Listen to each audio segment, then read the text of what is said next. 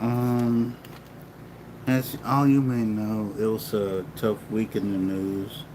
This, that, and the third. Um, that's even something I didn't even get to because of the Charlie Kirk was everywhere, which I'm going to review that. There was a shooting in Colorado at the same time the Charlie Kirk was shot. So, shout out to CBS News Colorado. Let's get into it. Get this volume right. Our truth time. Insurance companies are literally. Officer there from State Patrol and Sheriff. Restoring a little bit of the scene. They have now taken down the crime scene, okay? In an area there where I was told that two people were down. One of them, according to the woman I spoke with, was engaged by officers. She said she was told by another neighbor.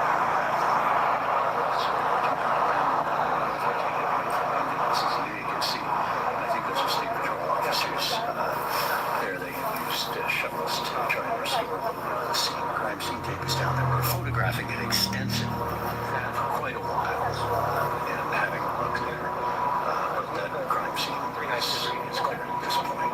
Also, the families that were in this area have left, and many of them now to be reunited with their children. Buses continue to come by periodically with children, and those are very good moments for some families who do see their children. So here at the high school, things have gone significantly quieter now, but we'll keep watch as to what's happening in this area. Live and every now today, covering Colorado first. Michael and Kelly. Yeah, thank you, Alan. We so appreciate your reporting and deep understanding of what better idea of what has happened in Evergreen earlier today in that lunch hour when there was gunfire at Evergreen High School, sending 3 people to the hospital. As of what we heard from the last update, all 3 are still in critical condition. One of those 3 students being the shooter. So the glimmer of good news is that there is no active threat happening in that Evergreen community there in Jefferson County. Yeah, we did hear that from the Jefferson County Sheriff's Office. No danger to the community right now, but obviously a lot of heavy hearts as parents. Those who Alan is talking to are just waiting to be reunited with their kids. And again, Bergen Meadow Elementary is the place to be reunited if you do have a student at Evergreen High School. We know that high school has about 900 students at it. So obviously a large effort there to try and transport those students from from Evergreen High School to Bergen Meadow Elementary. This also having ripple effects across Jefferson County Public Schools. All after-school activities at Jefferson County Public Schools have been canceled for today as the district shifts its resources toward helping those in Evergreen. We're also hearing from Colorado lawmakers who are reacting to today's incident. Governor Jared Polis has been briefed on the situation. He posted on social media saying in part, state troopers are supporting local law enforcement in responding to this situation. Students should be able to attend school safely and without fear across our state and nation. We are all praying for the victims and the entire community. Also hearing from Senator Michael Bennet, who said, I am horrified to hear of the shooting at Evergreen High School near Denver today. Thank you to our law enforcement officers for their swift response to this tragedy. I will continue to monitor the situation closely and think of Evergreen's teachers and students in the wake of this senseless violence. Senator John Hickenlooper issuing a statement saying our office is closely monitoring the shooting at Evergreen High School. We are grateful for the ongoing response of law enforcement. Our hearts are with the students, teachers, and families affected. Violence has no place in our communities. Congressman Joe Neguse also weighing in. He said, horrified by the terrible shooting at Evergreen High School and grateful to law enforcement and first responders for their brave efforts. Our office is in contact with local and state authorities and will be there for the Evergreen community. We are thinking of our students and teachers. This senseless violence must stop. We do have team coverage for you today as our coverage continues here on CBS News Colorado. Sarah Horbackwitz joining us live from St. Anthony's Hospital in Lakewood. And Sarah, we know that is a level 1 trauma center. We know that's where the 3 shooting victims, including the suspect, were transported after the shooting occurred during the lunchtime hour at Evergreen High School. Como misioneros de la Iglesia de Jesucristo de los Santos de los Últimos Días, nosotros tenemos el gran privilegio de compartir el gran... Yeah, and you just read some of those statements from our politicians, and while that's important, it's also important to know this was where work is happening to help some of those victims. We know that there are 3 teenagers here after that shooting, one of them being the suspected shooter. And the hospital told us earlier when the CEO came out and spoke to us and said they're still working to find out more information. They're working with the sheriff's office. We asked a lot of questions. We asked how they got injured and how many shots may have been fired. Some of those questions still being worked on with the sheriff's office, but we know that each victim here or each person that's being treated is injured by a gunshot wound. We don't know how many, and we don't know if any were self-inflicted, but we know that the hospital said they are working to treat as much as they can, as fast as they can. That means these critically injured people are either in the emergency room or in ongoing surgery. We got that update just about an hour and a half ago, and so we are still checking in and waiting to see when the hospital may have more information for us. But of course, the hospital wants to prioritize treating those people and connecting with family members. Can you imagine being one of those family members whose loved one is in the hospital after a school shooting and you still don't know, or you're just finding out? We are still watching any in and out here as we see officers for the police walking up and down the entryway. Earlier, when we first got here, there was a lot of ambulances, many with the fire department. We've seen Jefferson County Sheriff's officers rushing in and out, but we were also told that as we see activity here, we don't want to necessarily relate that to the shooting. Some of it may be day-to-day, other emergencies that are happening. That's what the hospital told us as well, that they have a lot of patients here that they're working to treat. So while we work to find more information here, they are still trying to treat everyone here, and they don't want everything to be conflated related to this event. Now, the hospital said they also had a mass casualty training just a few weeks ago, and that training is part of why they can respond to something like this. This is a level 1 trauma center, and it is the closest level 1 trauma center to Evergreen. So that's part of why these people from Evergreen High School were transported here. We know that 2 of those people are victims in a school shooting, and one of them is the alleged shooter. That's something that unfortunately we've heard more often over the last few years. I did a story just a little while ago in Boulder, and they said a new study about just how many people are connected to a school shooting, and unfortunately this is going to be another event that will be with these people. We know that some family members are inside, and we're going to hope to learn more, but we will send it back to you for now. Your reporter Sarah Horbakowitz joining us live from St. Anthony's Hospital in Lakewood. Sarah, thank you for your reporting, and we know you will have more on this incident coming up. Again, if you're just joining us here, here's the latest. At this hour, 3 students have been hurt. One of the students hurt is the suspected shooter. Jackie Kelly from the Jeffco Sheriff's Office said they don't know if that shooter is even old enough to drive, and they're not exactly sure where on campus this shooting happened.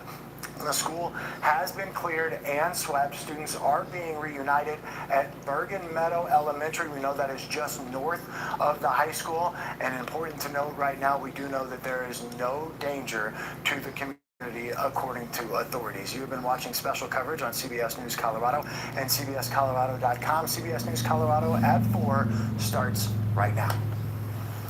Right now in Jefferson County, an enormous police scene. There's got to be over 100, for sure, over 100, maybe a couple hundred cops here right now. After a shooting at Evergreen High School. 3 people who were transported to the hospital.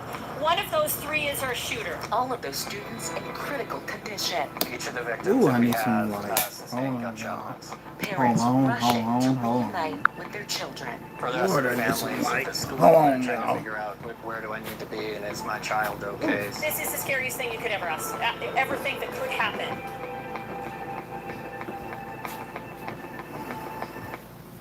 Because you guys know that I love higher education, and talking about higher education at any age, at any time, even with a busy schedule, I'm so excited to be partnering again.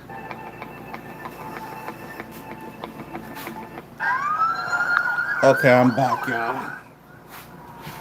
Police answering the call, rushing to help after an active shooter call goes out from Evergreen High School. 3 students are in critical condition. They were all shot at Evergreen High School. A 4th patient also suffered unknown injuries.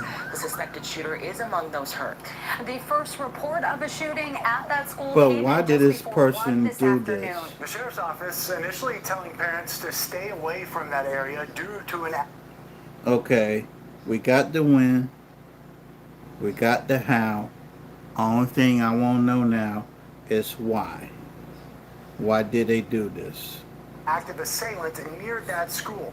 The family reunification point we know is now at Bergen Meadow Elementary, just a few miles north of Evergreen High School. That is where they are asking parents to meet their children. They don't want people going to Evergreen High School. As we have reported on throughout the afternoon, we know there is still activity going on at the high school. In video you're seeing right now, parents running frantically to the school to hug and see their children for the first time. These students have only been in school for the last few weeks. You can also see students evacuating the school earlier, that large law enforcement presence at the site of the school. And this is a view of St. Anthony's Hospital in Lakewood. We know 3 people were taken there. Law enforcement believes those 3 victims are students, and 1 is the shooting suspect. The hospital says they all arrived with gunshot wounds. At last check, they were all in critical condition. And we have team coverage tonight. Your reporters are at the scene right now gathering the latest details. Your reporter Kirsten Roth is at the reunification point. Your reporter Al Janae near Evergreen High School. But let's get right to your reporter in Jefferson County, Andrew Hobner. He's at a staging area. So Andrew, what are you hearing now? Right now, we are waiting for the next briefing after we got a pretty hefty amount of information when public information officers from the Jefferson County Sheriff's Office spoke to us last. As you guys touched on, 3 critically injured. 1 was the shooter, and the belief is that law enforcement did not shoot this individual. They're still trying to investigate and figure out if the shooter's wound was self-inflicted. But Jackie Kelly, the PIO for Jeffco Sheriff, telling us they don't believe law enforcement fired a single shot, that this happened out of the building, but still on the grounds of the high school. And now we step in to a bigger type of effort here in terms of investigating just how this all happened, and for the amount of people, children, teenagers, students, parents, teachers, everybody that was involved. Everyone is going to have to speak to investigators, and this process is now going to enter a much, much longer and much deeper period of time for this community. A lot of work for us to do in the aftermath of this, because we have a lot of kids who witnessed, either heard it, saw it, have indicated they were shot at. So we have a lot of interviews we need to do with these kids, and this will it'll take a few hours for us to get that squared away. Now, we have been told that there is no active threat to the school itself, and that step of investigation is where we are headed now. But generally, for what we have seen and who we have talked to in this parking lot today at Evergreen Lake House, it's been one of shock, one of sadness, and one of general frustration, because this keeps happening. And for some reason, there isn't really an end in sight, which is why everyone is here trying to talk to one another and figure out how as a community they can move forward. In Evergreen, I'm Andrew Hopper, covering Colorado First, guys. And of course, in times like this, the community will have to rely on each other as well. All right, Andrew, thank you. And when news of that shooting came out, first responders from all over the metro area rushed to that school. There's got to be over 100, for sure, over 100, maybe a couple hundred cops here right now. I understand the worry and the concern. Like I said, the entire metro area came up here to help. A lot of them self-deployed, and we sure appreciate it, because you don't know what you have until you get here. So let's turn now to Kirsten Roth. She's at Bergen Meadow Elementary, where parents are meeting up with their kids. An emotional scene there. Kirsten, what have you learned? Yeah, well, we arrived here at the elementary school over an hour ago, and around that time we saw the first bus with children inside enter into the school area to be reunited with their families. Just about 10 minutes ago we saw the 7th bus arrive, so it seems as though children are continuing to be bused over to the elementary school. The line of parents and family members extends from the school through the parking lot and wraps around the sidewalk. So there are a lot of family members that are still waiting to be reunited. As we've spoken with students, they say it happened during their lunchtime. They say a PA announcement began, and over the loudspeakers, the message was locks, lights, out of sight, on repeat, locks, lights, out of sight. And I'm told to them that means they go hunker down, they get into a classroom, they take coverage. Since it happened during a lunch hour, a lot of them were really scared. They found a door that they were able to exit. It looks as though an 8th bus is arriving as well. So a lot of those students were able to exit a door near the lunchroom. Some of them were able to take cover at nearby homes, get into their cars in their parking lot, call their parents. But I'm also told that they were supposed to have a safety drill for this type of scenario just last week. The students I spoke with said it was canceled. And a lot of parents that I spoke with as well say they wish that there would be more training in this type of scenario. Here is one of those children we spoke with. I know they've done it as a school, in classrooms, but they were at lunch. So that's something that many students had said, is that they just didn't even know what to do with like a lockdown drill with this happening at lunch. Got a Gmail alert that looks real? It might be AI generated by scammers. Once you're in your Gmail, they can reset your passwords and wipe you out. I use Guardio to block those phishing links as soon as I click them. Guardio runs in the background 24/7, blocking fake sites, shady emails, even spam texts. Online scams, not worried about it anymore. If you use internet, you need Guardio. Tap below and protect yourself now.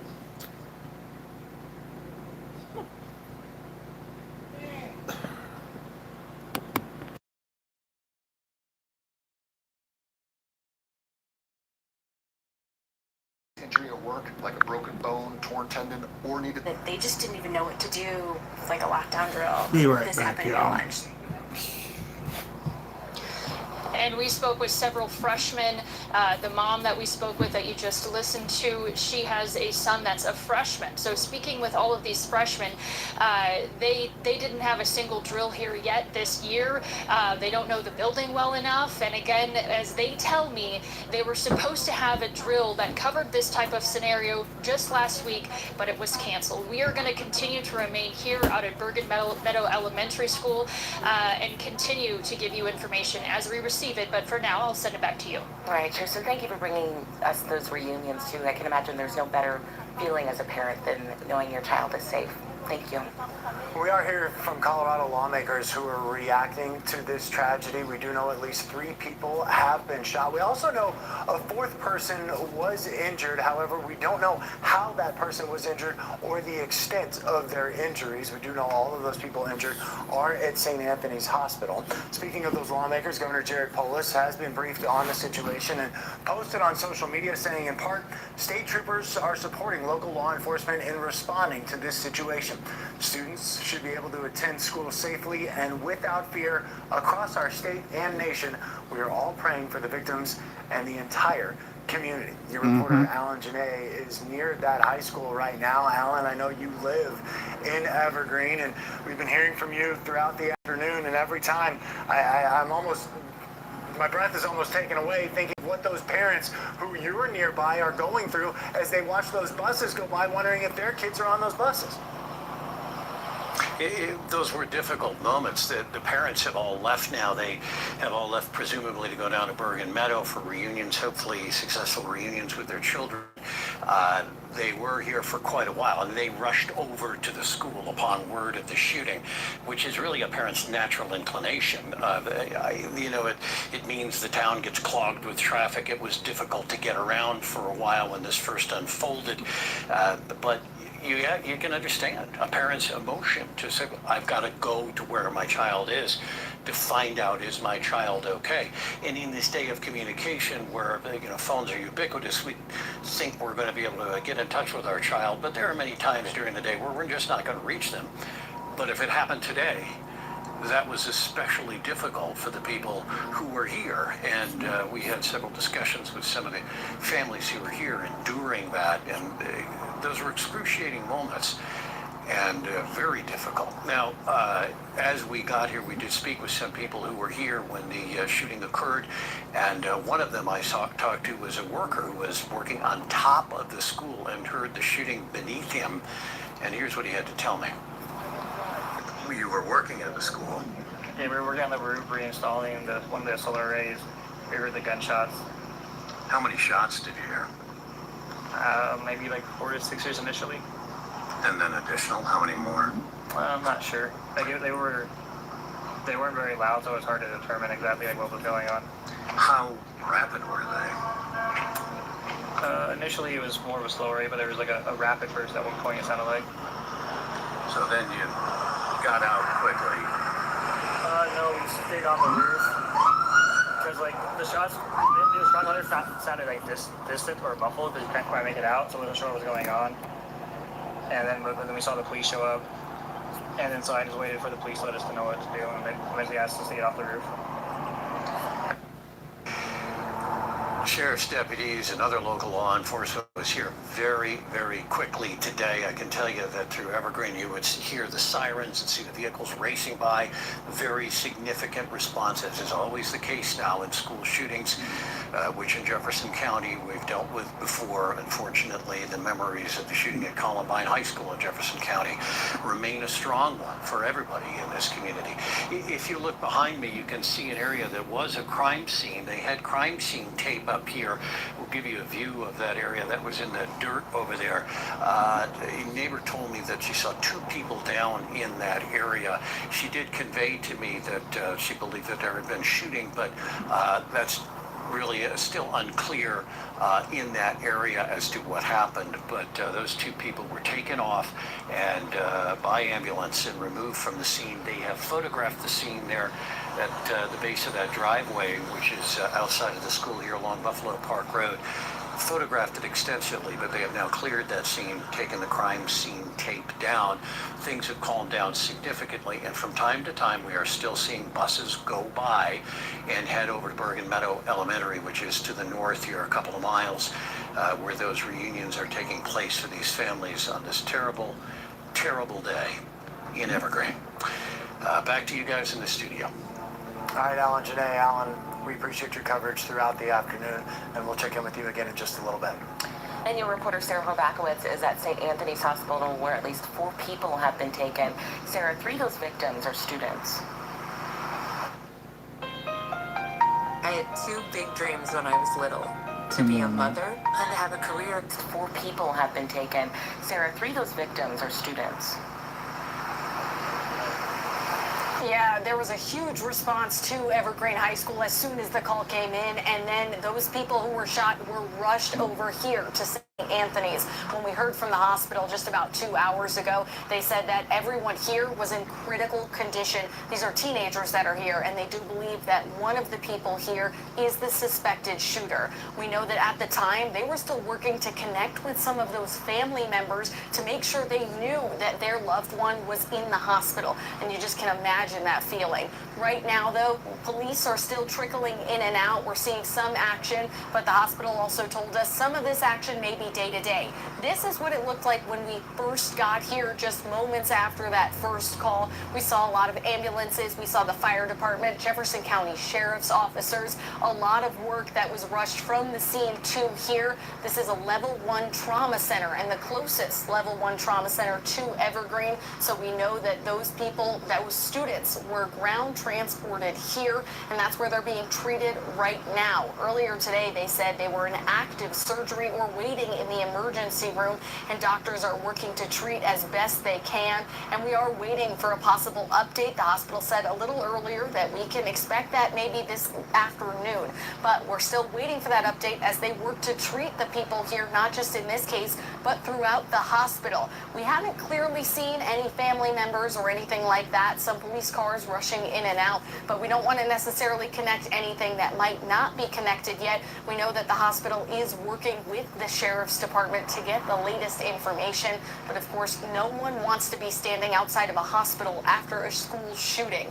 This is something we're going to continue bringing the latest information on as soon as we learn it. But for now, kind of waiting for this treatment and the latest update of those that are here right now and thinking of the family members. Right now in Lakewood, Sarah Horbackowitz covering Colorado First. Sarah, thank you so much for your great reporting out there. We appreciate you. We do have a copy of the email that Jefferson County Schools to parents this afternoon saying 3 are confirmed as juveniles and we have not confirmed their school enrollment. We do not know the individuals' identities or their conditions at this time, although we can report that they are in critical condition at the hospital. We do not know of other victims at this time. That email to parents went on to say that the strength of the Jeffco community lies in the care and support of one another. Please check in with your loved ones. More breaking news right now. Conservative commentator Charlie Kirk was shot today at an outdoor event. He has now died. He was shot at an event in Utah Valley University. As Kirk addressed the crowd, a shot was fired. He was then rushed to the hospital. Kirk was a rising star in conservative politics and a fierce ally of President Trump. He regularly advocated for conservative politics on university campuses, and he was set to visit Colorado State University next week. Law enforcement are still looking for a suspect. And we continue to follow breaking news here in Colorado. At least 3 people shot at Evergreen High School today. They are in the hospital right now in critical condition. We also know another person is there with unknown injuries. That call came in at 12:24 this afternoon. Law enforcement is asking parents not to go to that school.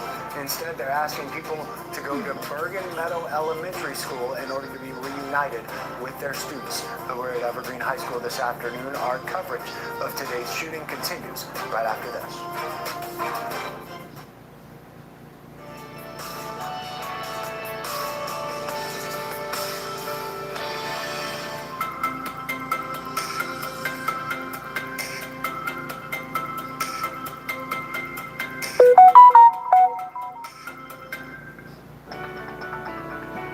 Speed this up. I caught my stepson spying on me in the shower. At the same time that my husband used this trick to get hard, I just... The Northeast, 75 in Steamboat, 71 in Vail and Gunnison, and 83 over in Grand Junction. So we've had this big area of high pressure sticking with us all week, but as we head into Friday, This afternoon, law enforcement asking parents not to go to the school. They're asking people to instead go to Bergen Elementary School to be reunited with your student.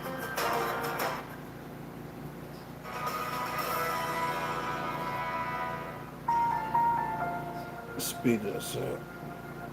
Their children.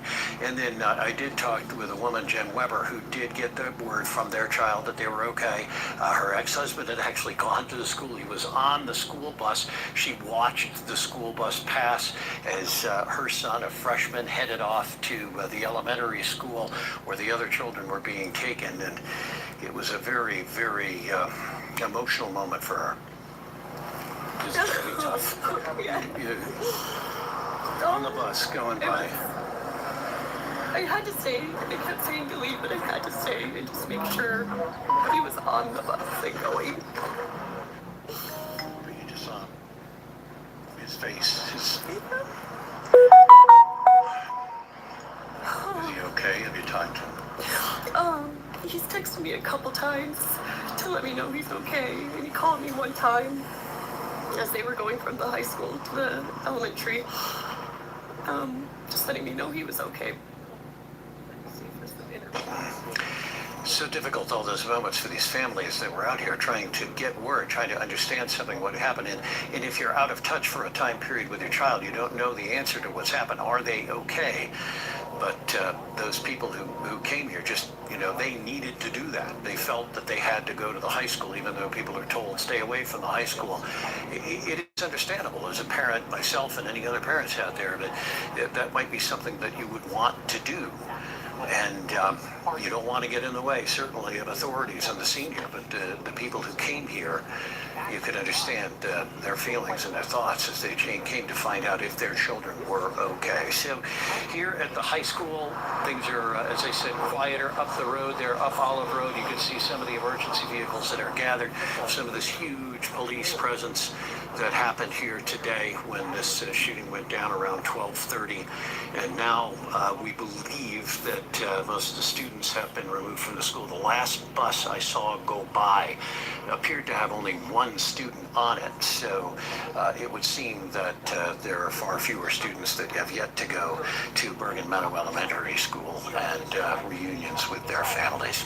In Evergreen, I'm Alan Janae, covering Colorado First. Alan, you just feel for that woman you talked with, because we know as parents, when we get just simple calls from the school, we get worried about that. So in this case, it's understandable that parents, yeah, go ahead.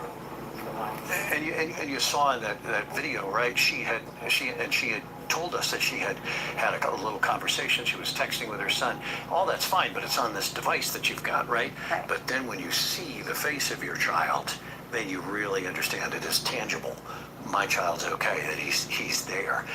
That's different than a contact on a device. That's what makes us human, right? And for her, that was a moment, it's hard to say joy at a time like this, relief. But a moment of reassurance and relief. Yes. Good point. All right, Alan, thank you. Again, we are continuing to update our breaking news in Evergreen. We know at least 3 students were shot at Evergreen High School today. We know 3 of those students, including the student who is the suspected shooter in this case, have been transported to St. Anthony's Hospital in Lakewood. That first call from law enforcement came in just before 12:30 this afternoon. Law enforcement asking parents, please do not go to Evergreen High School at this time. The reunification location, again, is Bergen Elementary School, just north of that high school. We will, of course, continue to keep you updated on this breaking news situation. And we do have some rain in parts of the state, and we're watching even more on the way for tomorrow and into Friday. We'll break down details coming up in your First Alert forecast. Warning, if you've been in a car accident, do not accept the insurance offer before using this 30-second calculator that shows you exactly how much your claim is really worth. If you've been injured in a crash, stop. What I'm about to show you could help you get thousands more than what the insurance company wants to pay. Over 500,000 people have already used this tool to uncover the value of their case. And details coming up in your First Alert forecast.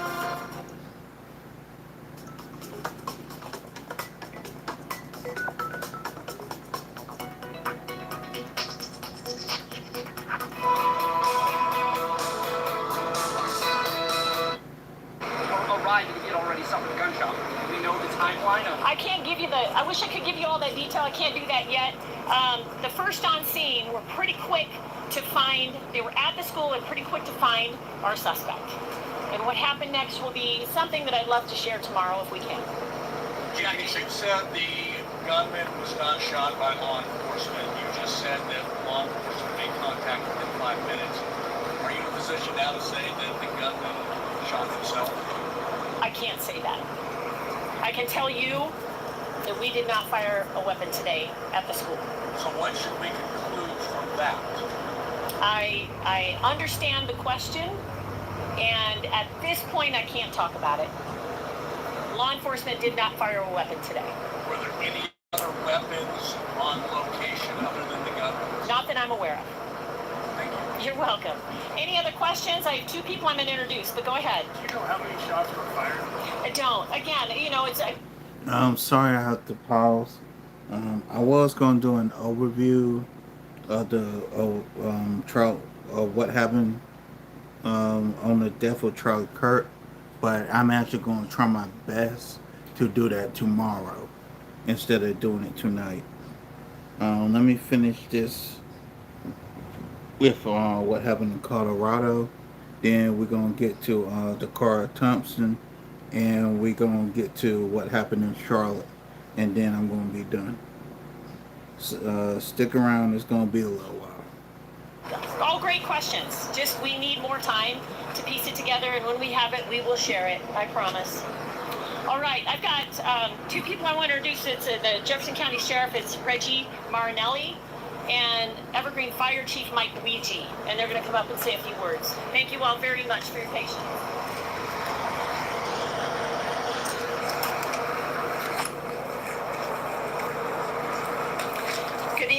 everyone. It's a tragic day here in Jefferson County, as unfortunately we have experienced previously. Our hearts go out to everyone affected by this senseless shooting today. We did have deputies, as Jackie said, on scene within 2 minutes. Our partners at R1 Schools has been working with us throughout this tragedy. We had a metro-wide response. There have been phone calls from fellow agencies, chiefs of police, sheriffs throughout the entire state of Colorado, people out of Minnesota that have reached out to me, people at the state level, the federal level. So we have had a lot of outpouring as to resources and what people could assist us with, and we appreciate every single bit of that. Yeah, I've been live for a little minute. This investigation will go on. We don't know how long. It's possible it... My bad, y'all. I'm always looking down. Hey, Cree. Oh, come on, Nightbot. Really? Hey, 18. I'm sorry about Nightbot. Nightbot at times can be a little bit of an a-hole. What we're talking about right now is what happened in Colorado. And the thing is about the school shooting that happened in Colorado, the reason why a lot of people didn't hear about it was because of what happened with Charlie Kirk and him unfortunately being assassinated. Now, a lot of people don't know this, but what happened in Colorado and what happened with Charlie Kirk was within about an hour of one another. So it was so close together that now the people in Colorado knew about this, but like for this to go nationwide, it really didn't go nationwide until days later because of how saturated. Yeah, that's what I'm talking about. The Charlie Kirk overshot what happened in Colorado. Let's get back into this. The last days, we will release what we can when we can. The one thing I want to make sure that our citizens are aware of, we at the Sheriff's Department, this was our community, this was our people. I want to try to do an update on all this stuff this week. We work with our citizens each and every day. We work with the kids in our schools each and every day. I want to do an update on all this stuff this week. When I'm going to do it, I'm not really too sure, but I'll let y'all know when all that's going to come out in a while. Will you go straight to jail the moment you use your gun in self-defense? Many gun owners schools each and every day. This affects us. I do want to stress to... Okay, we got the win, we got the how. Again, we got the win, we got the how. Only thing I want to know is why did this person do this? Why did they do this? The citizens, please do not come just to look. Let us do our jobs. If you own drones, please do not put those up in the air at this point in time. We need to be able to do our jobs with the equipment that we have. Right. And we ask that you refrain from doing that. But you know something though, man? Them drone pilots could be a help to you. I don't know if you know that or not. If you got drone pilots in the area, you can actually do a coordination with the drone pilots. Wait a minute, what you say, Cree? Hold on, let me see what you said real quick. Exactly why? Are you talking about her not wanting the drone pilots to help look? Is that what you're talking about? Or are you talking about what I was saying about that the drone pilots could help her? Which one are you talking about?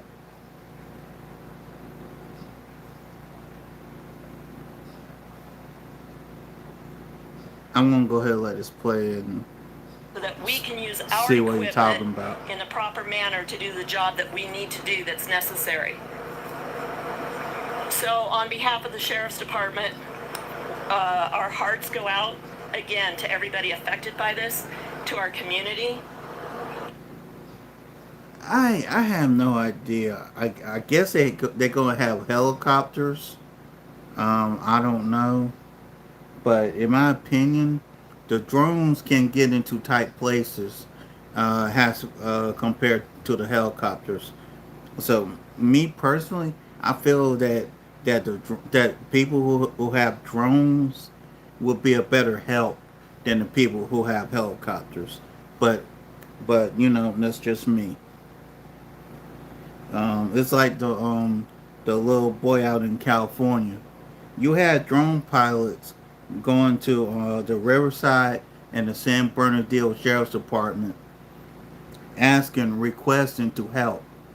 The guy in Riverside, beneath his name is Blanco, who's supposedly trying to run for governor.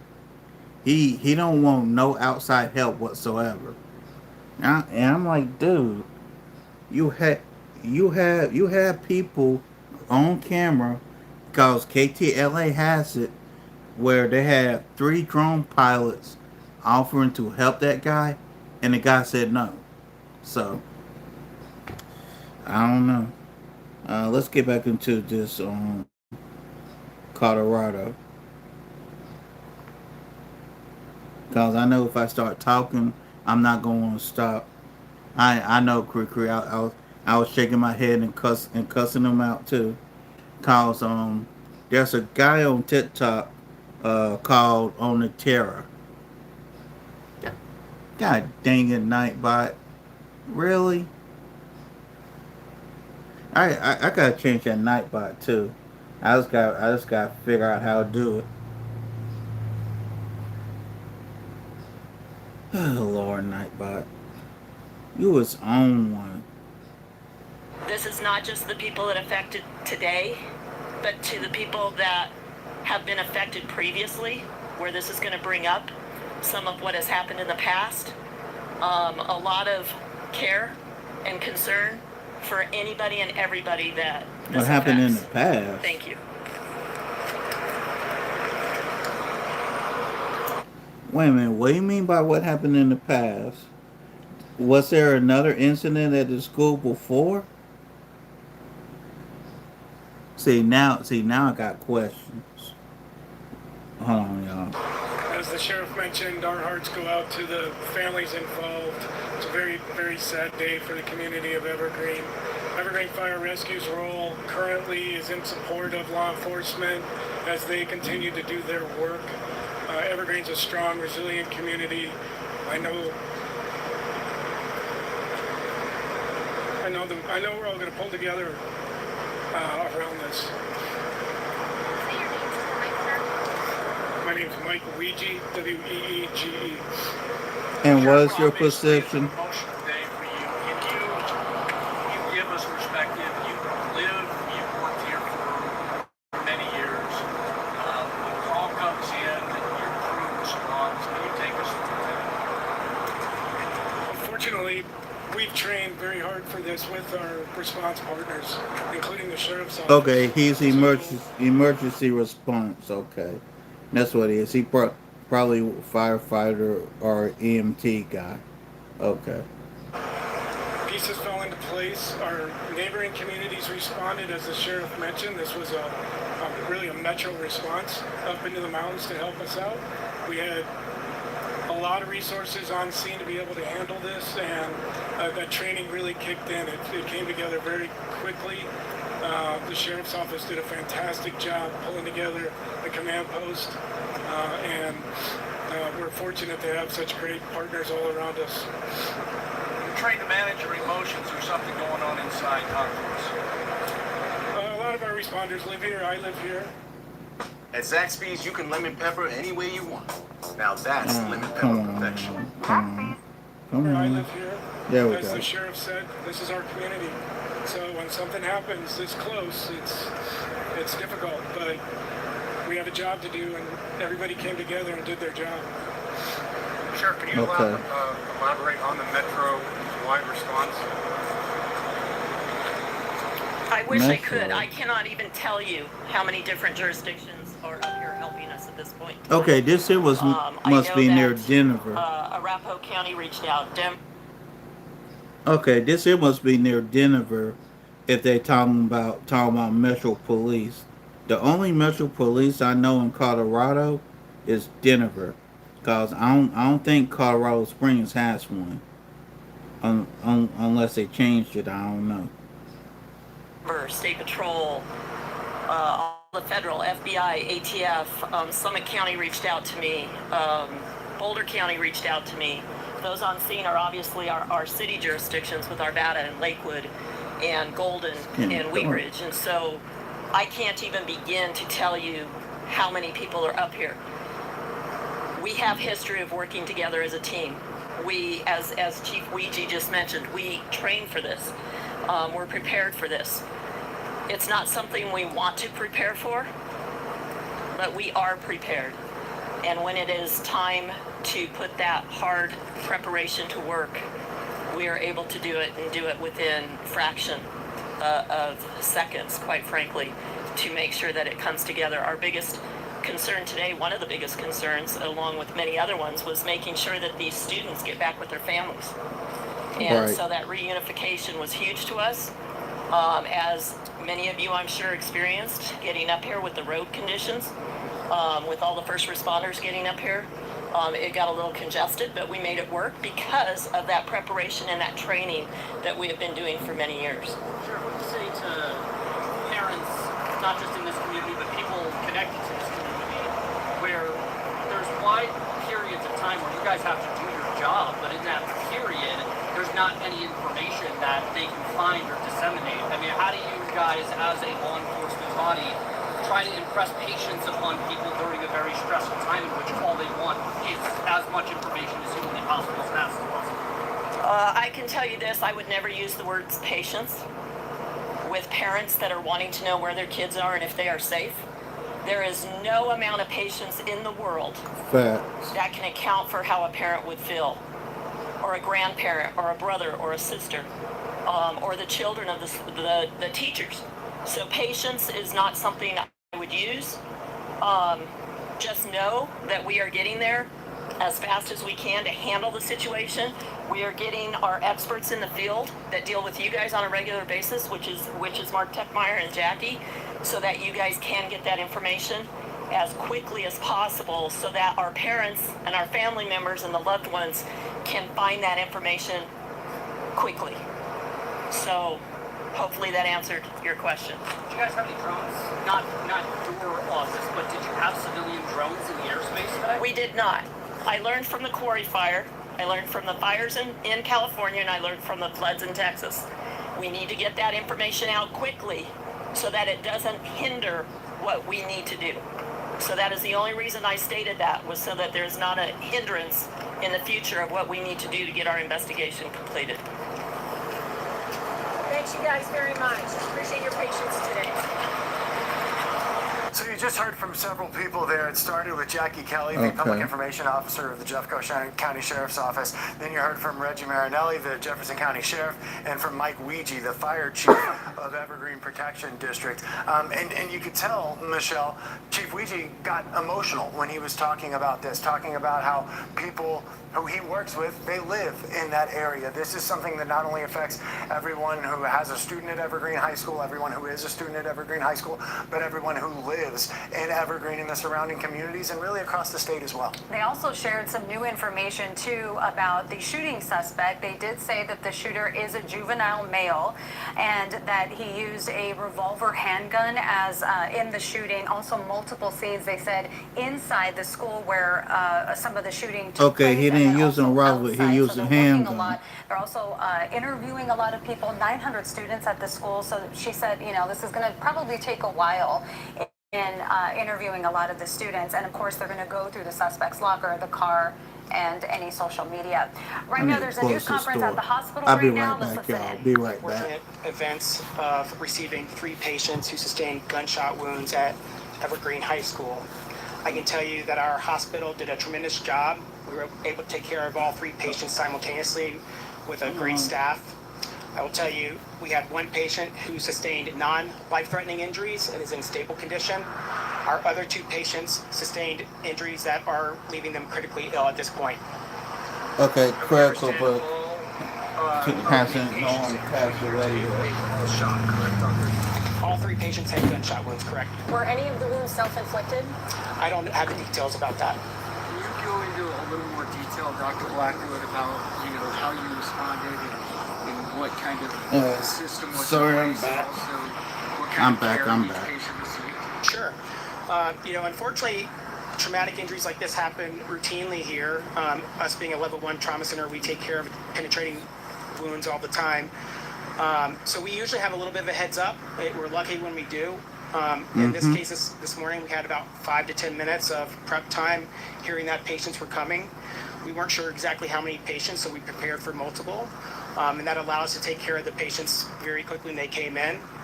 We have a big team that responds to incidents like this. The whole hospital, kind of shifts gears and is ready to respond to any number of patients that present. Do you need a lawyer? If you need legal assistance and don't know where to turn, the Lawyer Referral Service Hospital, kind of shifts gears and is ready to respond to any number of patients that present. So we have a great ED staff, a great trauma team, lots of providers who show up and are ready to take care of patients as soon as they arrive. In this case, we received 3 patients kind of simultaneously in order, a few minutes apart, and we had a team that was prepped and ready to go. Did they all go into surgery right away? No, all 3 patients came in to the emergency department first, where we could assess them and decide what they needed. Are there any that had multiple gunshot wounds? I don't want to go into details of the patient's injuries at this time. But you say, do you believe all of these patients will recover at this point? What I can say right now is that 1 patient has non-life-threatening injuries and is stable. The other 2 are critically injured. I know you're looking Huh? I don't have the details on that information. The sheriff's office. Wait a minute, who timed you out? No, I didn't. I didn't time you out. I believe he's out of surgery now, or just got out of I surgery. don't think I did. Your hospital actually underwent critical training just a few weeks. Hold up, I timed you out. No, I didn't. Ah, crap. Maybe it was night by the time you out. Ah, Lord. I gotta change that night by Cree. Wait a minute, Barry. Let me see if I can do something real quick so you don't get timed out. I want to do something so you don't get timed out.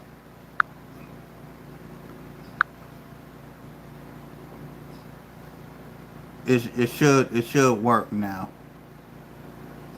I don't know if this would help, but I made you a moderator. I don't know if that would help from you getting timed out, but hopefully it'll help. Hopefully they'll work. You have your wrench. Hopefully the wrench will help.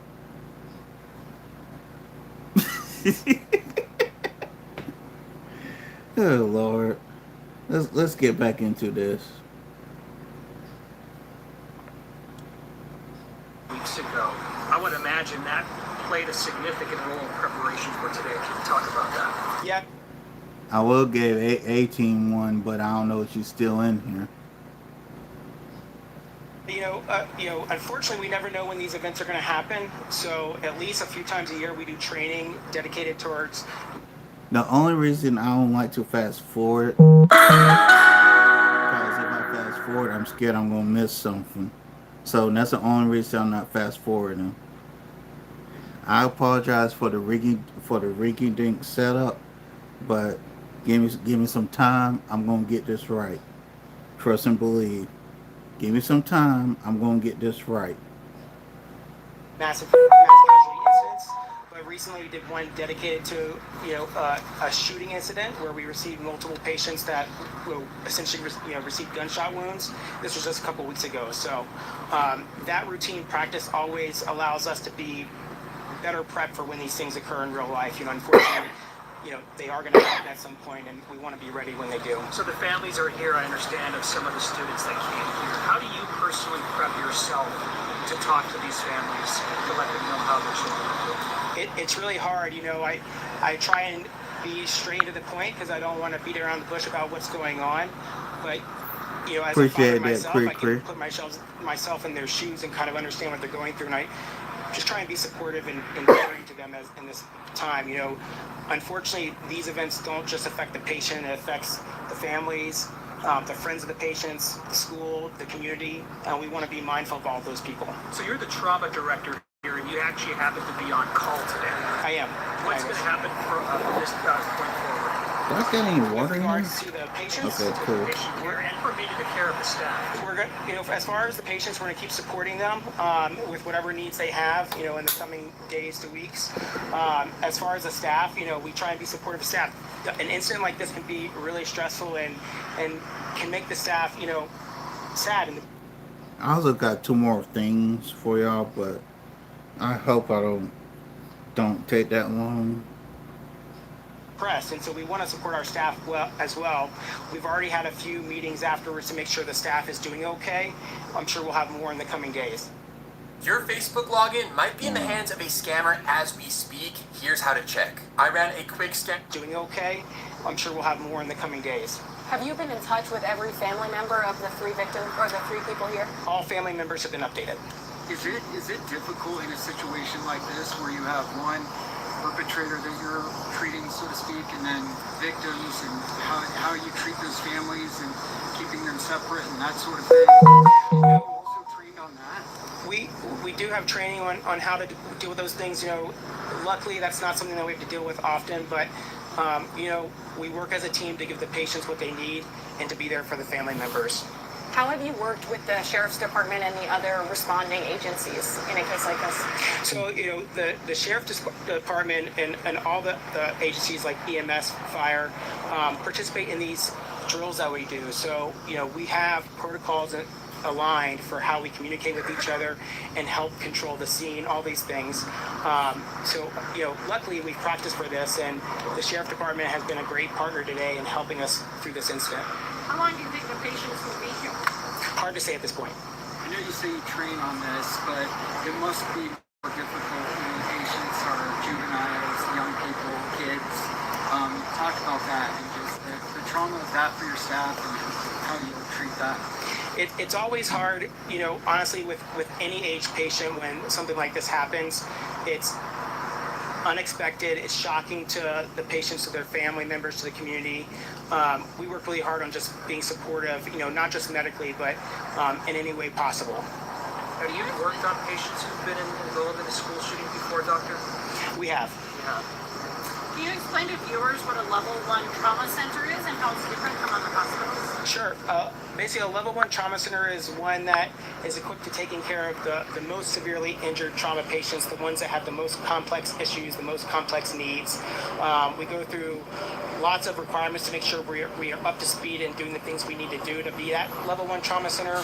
We work with both the state as well as the American College of Surgeons to make sure that our hospital is doing everything possible to be ready for events like this, or honestly any traumatic injuries. Can you speak a little bit more about the 2 patients who are in critical care? Are you anticipating them continuing to be in critical care for days, weeks, possibly? What do you know about them? Right now, I don't really want to give any more details about their where they are right now as far as their situation. I know your information is limited on what you can disclose about the patients, but can you say if they were are they awake right now, or if they were able to talk to mom and dad? I don't want to go into any details about the patients currently. Can you speak to the setting inside? We can see that there's a lot of officers here. Are law enforcement officers talking with patients? Are they filling the holes? There's definitely more activity inside the hospital, and it's, I wouldn't say it's in any way disrupting the scenes. The law enforcement officers are being very mindful of the other patients we're taking care of inside, but they're being available as we need them. How do you navigate? That was Dr. Brian Blackwood, the trauma program medical director at St. Anthony's Hospital in Lakewood. We do know that the 3 people who sustained gunshot wounds today at Evergreen High School were treated and are still are at that hospital tonight. We do know that one of those patients is the suspect. We also know that 2 patients are critically injured and 1 patient did receive non-life-threatening injuries. We don't know the status of the suspect, but compared to the 2 other people who were the innocent victims in this shooting. But obviously, we will of course continue to keep working and update you on this situation. So once word of the shooting started to spread, panicked parents rushed to the area. The district set up a place for parents to reunite with their students at Bergen Meadow Elementary. Your reporter Tori Mason is live there tonight, and Tori, you've been talking with these families. Yes, and there are still a few students still here looking for their families, but for the most part, it seems that most families have been reunited. The students I spoke to, they were visibly shaken. I spoke to one boy who says he ran to the band room when he first heard shots. At one point, he came face to face with the shooter. The shooter was actually shooting at him. He got a look at him. He said it could have been a student, but at the time, he wasn't entirely sure.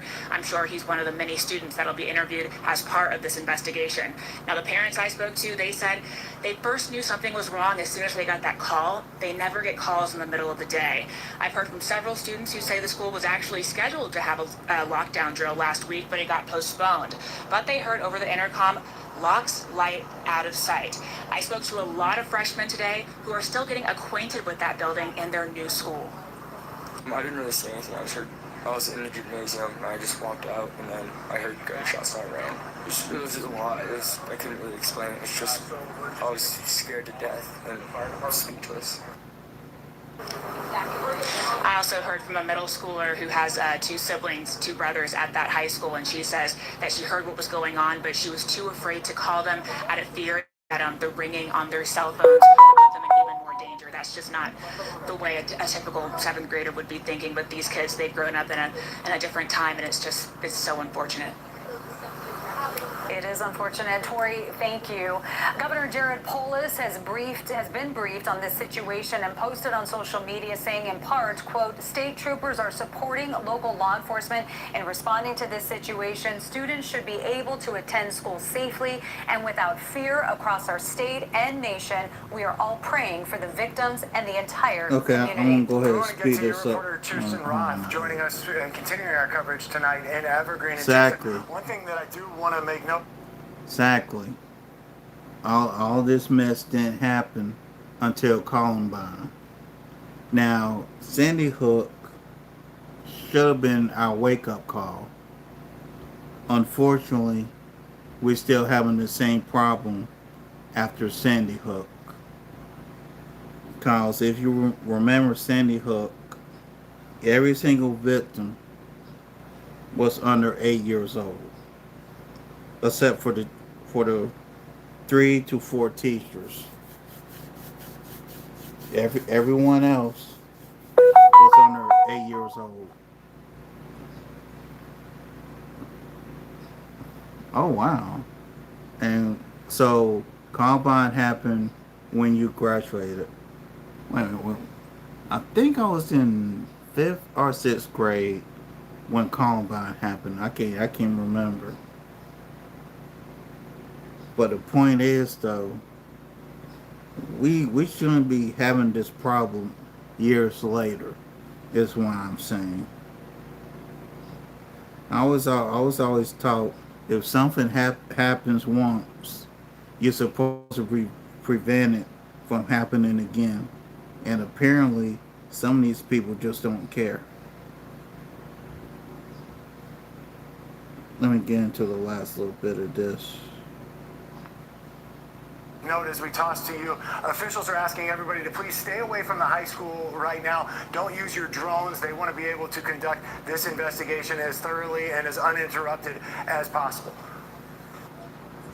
Yeah, that's exactly right. And we have been out at the elementary for over 3 hours now, and we've watched as hundreds of parents came to the elementary school to be.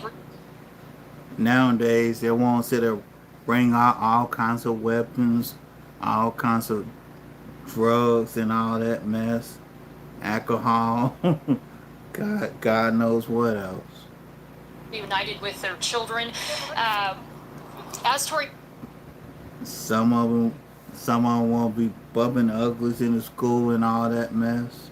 Just a whole bunch of craziness.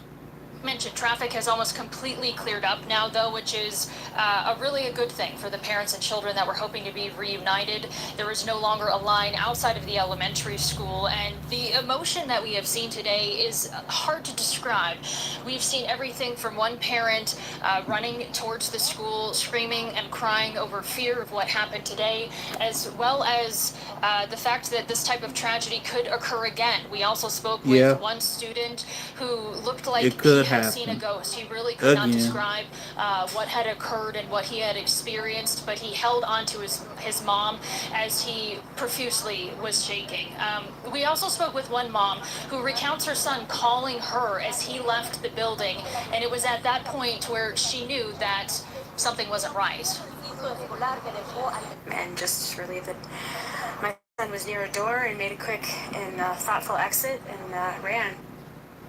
My client wanted a refund because my sketch looked like her colleague. Turns out he was her soulmate all along. This is my thoughtful exit and ran. And we definitely began to see a shift in demeanor from anger and sadness and confusion to a bit of relief as we saw families leave the elementary school after they were reunited. But as we all know, this is just the beginning of a long road to process and heal from this tragedy. I'll send it back to you. Susan, thank you. The Jefferson County School District has canceled all after-school activities for tonight. The district instead prioritizing local and district resources to help support the Evergreen community. The district says the strength of the Jeffco community lies in the care and support of one another. We want to send things back out to Evergreen. Your reporter in Jefferson County, Andrew Hotner. And Andrew, I know you've been on scene there at the Evergreen Lake all afternoon. Yeah, and the law enforcement resources are starting to head out now that final press conference with Jefferson County Sheriff Reggie Marnelli has just wrapped up. Their job, for the most part, here at least, at the media staging ground is finished. But the next step is going to be the investigation and also how to potentially try and rebuild a community such as this. It has been a lot to watch people come in tearfully. This still ain't said why this guy did this. We'll probably have to find out in the next few days. Their children tearfully hug each other. It's something that we have to report on and something we have to talk about, but it is something that is very hard to convey, even in images. Just the sheer weight of the emotion that comes off of those types of interactions. And there is going to be a lot of repair needed in a community like Evergreen, as it is for any community that goes through something like this. But everybody up here that we've talked to is already willing. It doesn't matter if they have kids at school or not, that live up in this town or not, that have just been passing through or not. Everyone is willing and ready to scramble whatever resources humanly possible, be it a plate of cookies or, mental health resources for people to be able to help them get into a space where they feel like they can move forward. And that is really something that we've been hearing from a lot of people out here today, and something we're likely to see in the days, weeks, and months ahead here in Evergreen. But as police presence starts to leave the staging area, we will still remain here as our coverage continues, and this probably won't be the last that you hear of us here in Evergreen, as we have a great many stories and things to talk about and people to discuss as we move forward here. Michael? Okay, Andrew, thank you.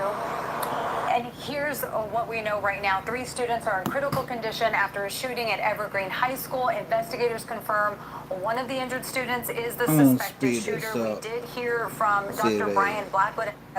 Across our state and nation, we are all praying for the victims and the entire community. Also developing tonight, Charlie Kirk, a conservative political activist, has died. Kirk was at an event at Utah Valley University and addressing a large crowd when he was shot. Tonight, we know the... Okay, they're just saying same stuff over and over again.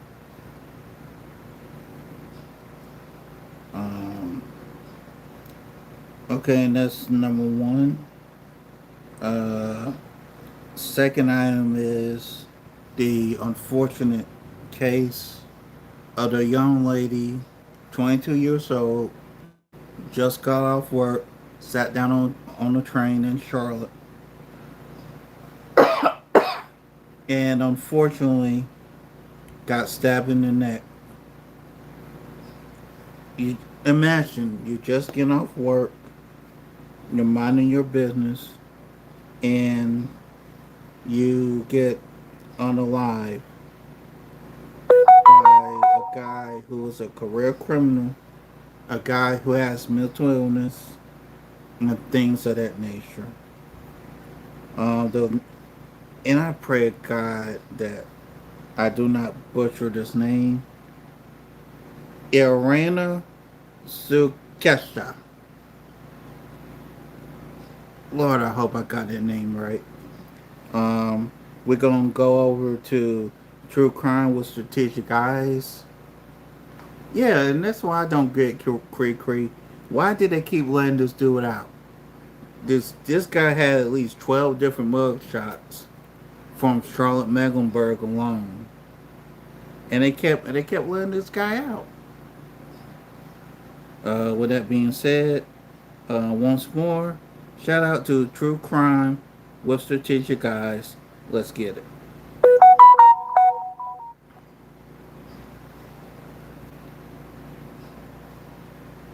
For you, with professional grade industrial supplies and fast delivery. Call clickgranger.com or just stop by. Granger, for the ones who get it done. Hey, most definitely. Oh, hold on. Let me start this from the beginning. Start this from the beginning. And Cree Cree, I apologize ahead of time. My live streams, they're not going to be long as yours. I can't see myself doing 6 hours unless I have a reason. However, usually if I do a live stream, it's going to be at least between 2 to 3 hours. Hopefully, I can be done with this by 3 hours. Hopefully. Again, shout out to True Crime with Strategic Eyes. Check them out whenever you can. With that being said, let's get it.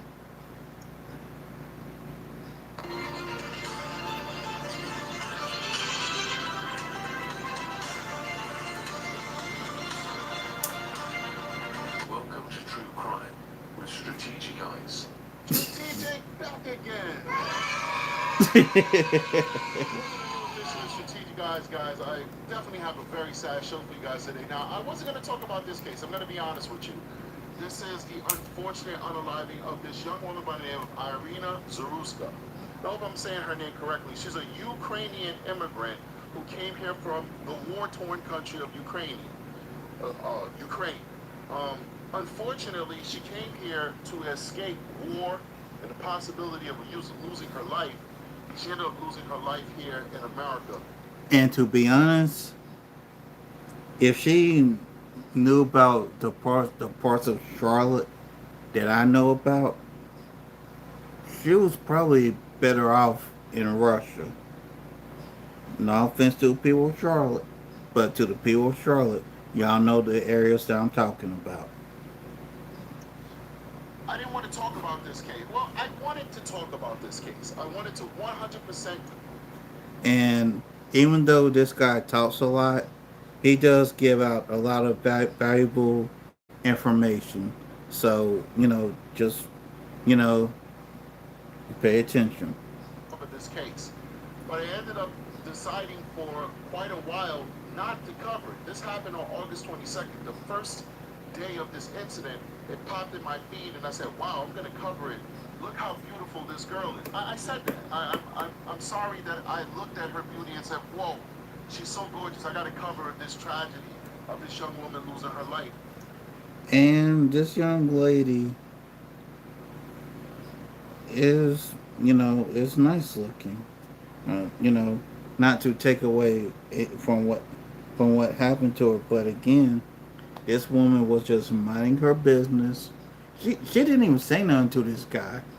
This guy was already sitting down on the train by himself. She sat down in front of him and this guy just got up out of nowhere and stabbed her in the neck.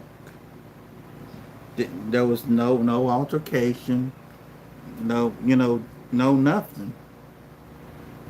And some people want to say why couldn't they prevent it? Why could they prevent it? How can you prevent something that you don't even know is coming? You cannot prevent something that you don't know is coming. In her life. And then it started free falling into this whole political, race, immigrant, all these different. And that's another thing that pissed me off too. Is that this here is supposed to be a murder case, and these people want to turn it into a political pissing contest. Hear me and hear me clear. When it comes to something like this, I do not give a flying FUCK about your political pissing contest. The only thing that should matter is getting justice for this woman. That is it. That is all. If y'all want to have your little political pissing contest, have your pissing contest with the HELL on over here, and get away from me. Cause to be honest, I ain't trying to be an a-hole or nothing like that. I personally do not give a FUCK about your pissing contest. I'm just being honest. Political, race, immigrant, all the isms you could think about. We started seeing the news devolve into it, where it became Yeah, it did. a political talking point. And that's another thing that pissed me off. Is that the news knows better than to let this become the pissing contest that it became. And it's like they don't care. I could care less about your political pissing contest. Then giving awareness to a victim of a very violent crime. Well, Facts, recently, brother. I think it was MF Very well spoken. said, hey, Strategic, I wish you'd talk about this case. And I told her no. I said, no, I'm not going to talk about it because it's too political. And then I thought about it. I said, are we not fearless on this show? We fight with each other, we fight for each other. But I said, are we not fearless on this show? Are we not fearless on this show? Yeah, we're fearless. Our job is to give a voice to the voiceless, and sometimes we have to cover very complicated topics that sometimes affect people's psyche, sometimes topics that affect people's political beliefs. But I think that everybody is misguided in this case, because this case is not about immigration, this case is not about race, Exactly. This case is about mental health. And I want to say that A small part of this case is about mental health. This case mostly is about a woman who got unalive while just trying to go home from work. That's what this case is about. But for this brother to say this case is about mental health, just a little bit of it is about mental health. Mostly what this case is a case about a woman who got unalive while trying to get home from work. Something that most of us do every day. When we get done working, all we want to do is just get home. This woman was literally trying to get home from work and got taken up out of here by a crazy person. is about mental health. And I want to say that just because this case is about mental health does not mean in any way that it mitigates or it exonerates the perpetrator for what Okay. they did. This is I'm a glad you madman. cleared that up. And there was a time in our society and our culture when we knew just what to do with madmen. When we were compassionate about madmen, we put them in mental health secured hospitals for the rest of their life. And when we were vengeful about madmen, we put them in prison for the rest of their life. It doesn't matter. And I apologize that he he normally talks like this. This is not really him yelling. This is just him talking loud. So I just want to be clear on that. That he's not yelling. He's just talking very, very loud. How you looked at it, this man needed to be in prison or in some type of controlled environment for the rest of his life, but he wasn't. Why wasn't he in an environment that was suitable for his mental health issues? Put my Because in glasses this on. country, we are experts at reacting. We are. Sometimes that's a good thing. Sometimes being a reactive force is a good thing. We could go back to slavery. Slavery been around since the beginning of time. And America decided they wanted to partake in that type of institution. And eventually America decided that that institution was inhumane and antithetical to what we believe here in America. And we reacted. We stopped it, we changed it, and now look at us now. The greatest country on this planet, the most diverse country on this planet, the most loving and accepting country on this planet. You could come here as a Muslim, you could come here as a Christian, you could come here as a Jew, you could come here as a Buddhist, you could come here as a godless atheist. Whatever you want to be, you could survive here in this America. In France, you can't walk around with a burqa wall covering your face. You can't do that, it's illegal. In America, you sure can. No matter how it makes other people feel, you sure can. This is the greatest country on the planet. But sometimes our reactive ideology is not good enough. There was a time where this country had so many mental health asylums that we didn't have the issues we have now with mindless, out of their brains, psychopathic people walking our streets like we see every single day. I always ask the question, how is it humane to watch a person on the side of a street defecating on themselves?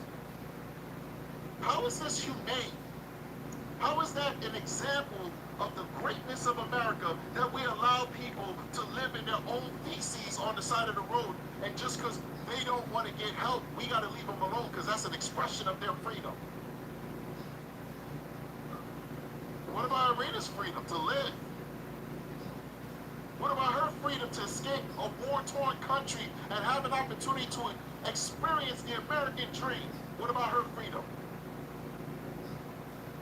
So we have mental health asylums everywhere in this country, servicing a large population of people who are mentally ill. But it is true, ladies and gentlemen, those mental health facilities, many of them, not all of them, were abusive, were neglectful. They did not meet the standard of care that we demand as Americans. So what did we do? Did we fix them? No. We were reactive. We shut them down. And so now, because we went from one extreme to, which is abuse, right, to another extreme of just shut them down. Now we don't have these facilities.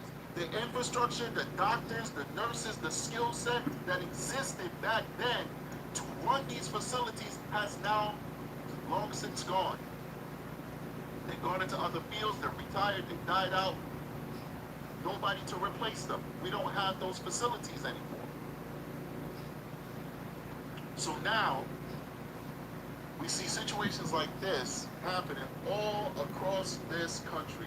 This is the video. We will not be showing the unaliving of Irina, but we'll show you just up until the moment that her life is ended. Watch this. Skip on. That's blue. Kids like us live online. But so do traffickers. News. We have the newly released released video of the deadly stabbing that happened on the Cat's Blue Line train. Yeah, this case has certainly sparked those renewed concerns. We've been hearing about safety on public transit, and many folks now raising questions about mental health. WCNC Charlotte has made the decision not to show the full attack due to the graphic nature, out of the utmost respect as well for the family and friends of the victim. WCNC Charlotte's Jesse Pierre is joining us now. Jesse, you're walking us through now this video and also the concerns that experts are telling you need attention.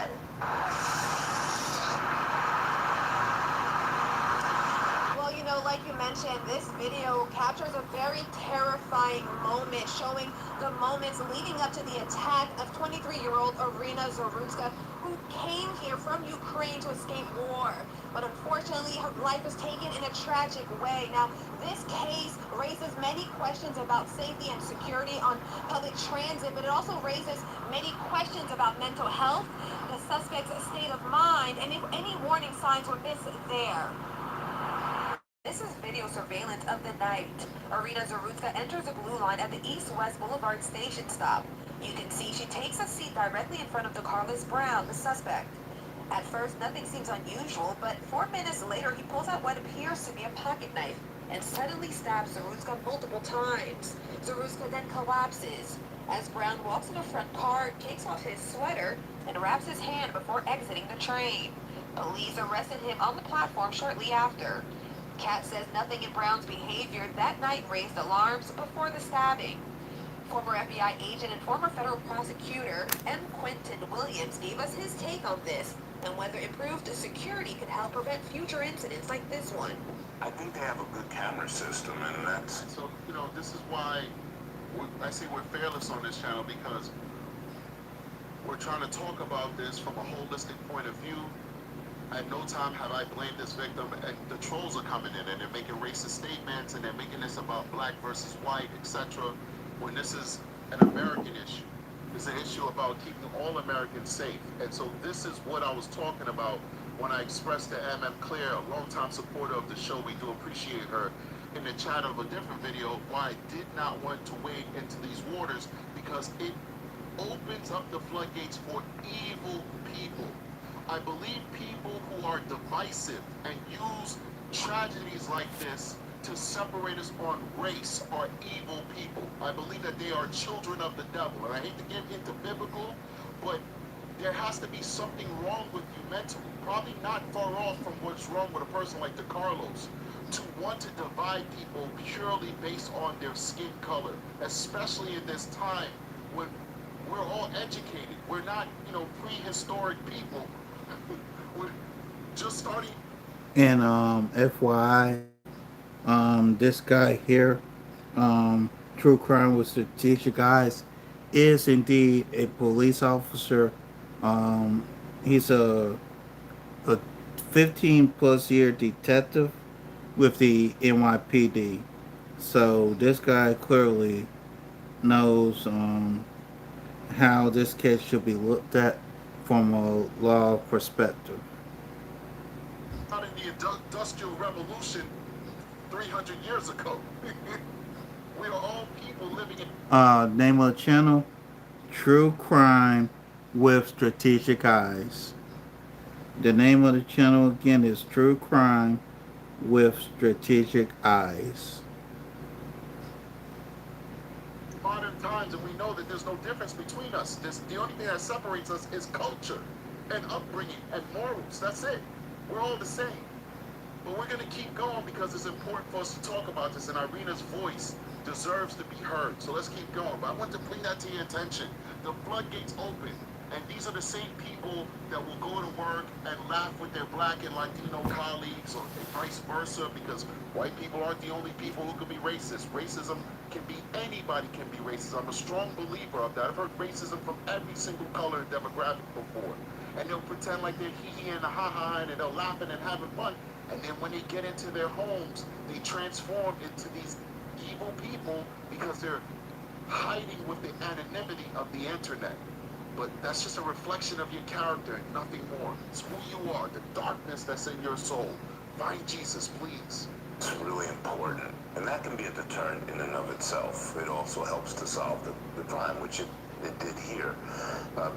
My question would be about the private security or off-duty police security that patrols the line.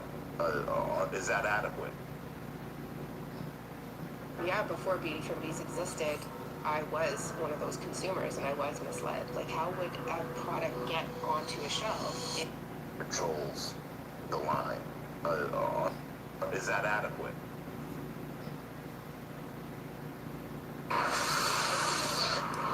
Now, CATS has shared several measures they are taking to improve safety, and that includes upgrading technology, a stronger partnership with the CMPD, and they have stepped up patrols along the blue line. Meanwhile, Brown here did not have tickets. Patrols that could have saved Irina. Hell no. There's no patrols. It was no way. We just witnessed with our own eyes what DeCarlos did to her. A good police officer, an ex-Navy SEAL, nobody. You couldn't prevent that in any way, shape, or form. That you could mitigate through being reactive. That is the only solution to that, is to be proactive, is to institute policies that remove people like DeCarlos from our society. Facts. They're not equipped to be amongst us because of their mental disability. And it's okay to say that. It doesn't make them less of a human being. It means we should put them in humane conditions where they can get treatment for their mental instability or disability and get the best quality of life possible for them. Being free amongst us does not necessarily mean that they have their best quality of life. Because now, with his mental disability, he's going to jail for life, which is where he deserves to be for what he did to Irina. When he could have been in a hospital setting with people who are making sure he's taking his medication, he could have got to the point where he got day passes that he could go out into the world and have a good time, go to the movies, visit family members who return to the hospital to make sure that he's taking his medication. His medication is properly helping him become stabilized. That's what he needed. Right. We don't do that in our society. We don't take mental health seriously. We don't. Claire, we spoke about her. We're talking about this because of her. With a $5 super chat, she says Irina had a BLM poster in her apartment. God bless you, strategic. Her assailant had been arrested more than 10 to 15 times. His mom committed him. We're going to talk about that as well. Big shout out to Claire, and big shout out to ZT. It's gonna speed this on. North Carolina, who released a career criminal that went on to stab a Ukrainian refugee, has been slammed for allowing him to be out on the streets. Magistrate Judge Teresa Stokes freed DeCarlos Brown Jr. in January, around 7 months before police say he went on to slaughter Irina. Why did you let him free? Why did you let him out? Brown 34, who was homeless, has a litany of previous offenses, to walk free on a written promise that he would return for his next court appearance. Now, I don't understand. And I gotta pause there. A written promise to come back. Don't that sound like some Andy Griffith mess? Here's a sheet of paper. Now you come back now here. Are you fucking shitting me?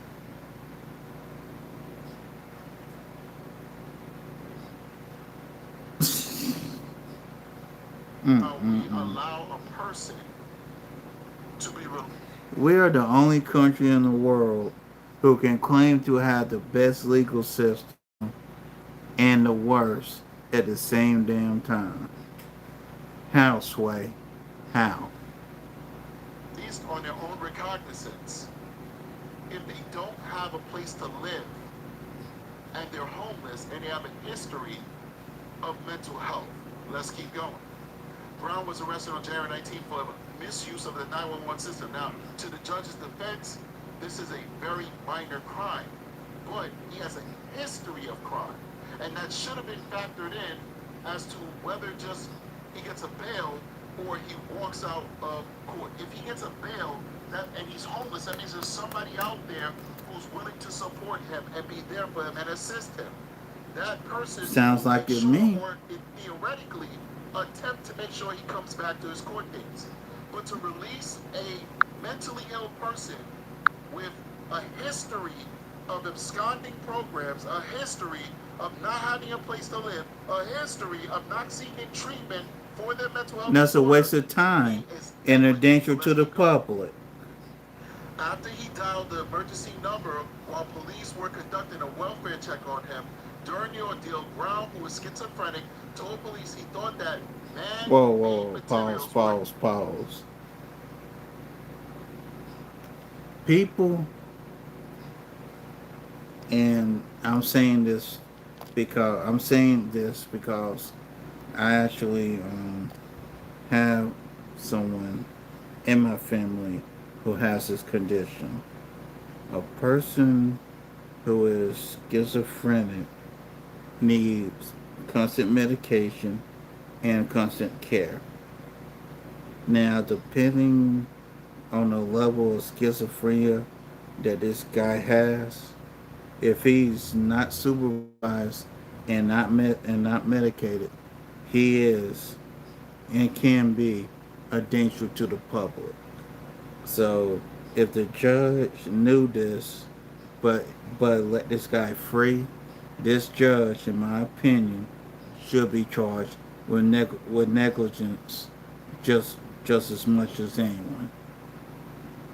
Let's get back into this.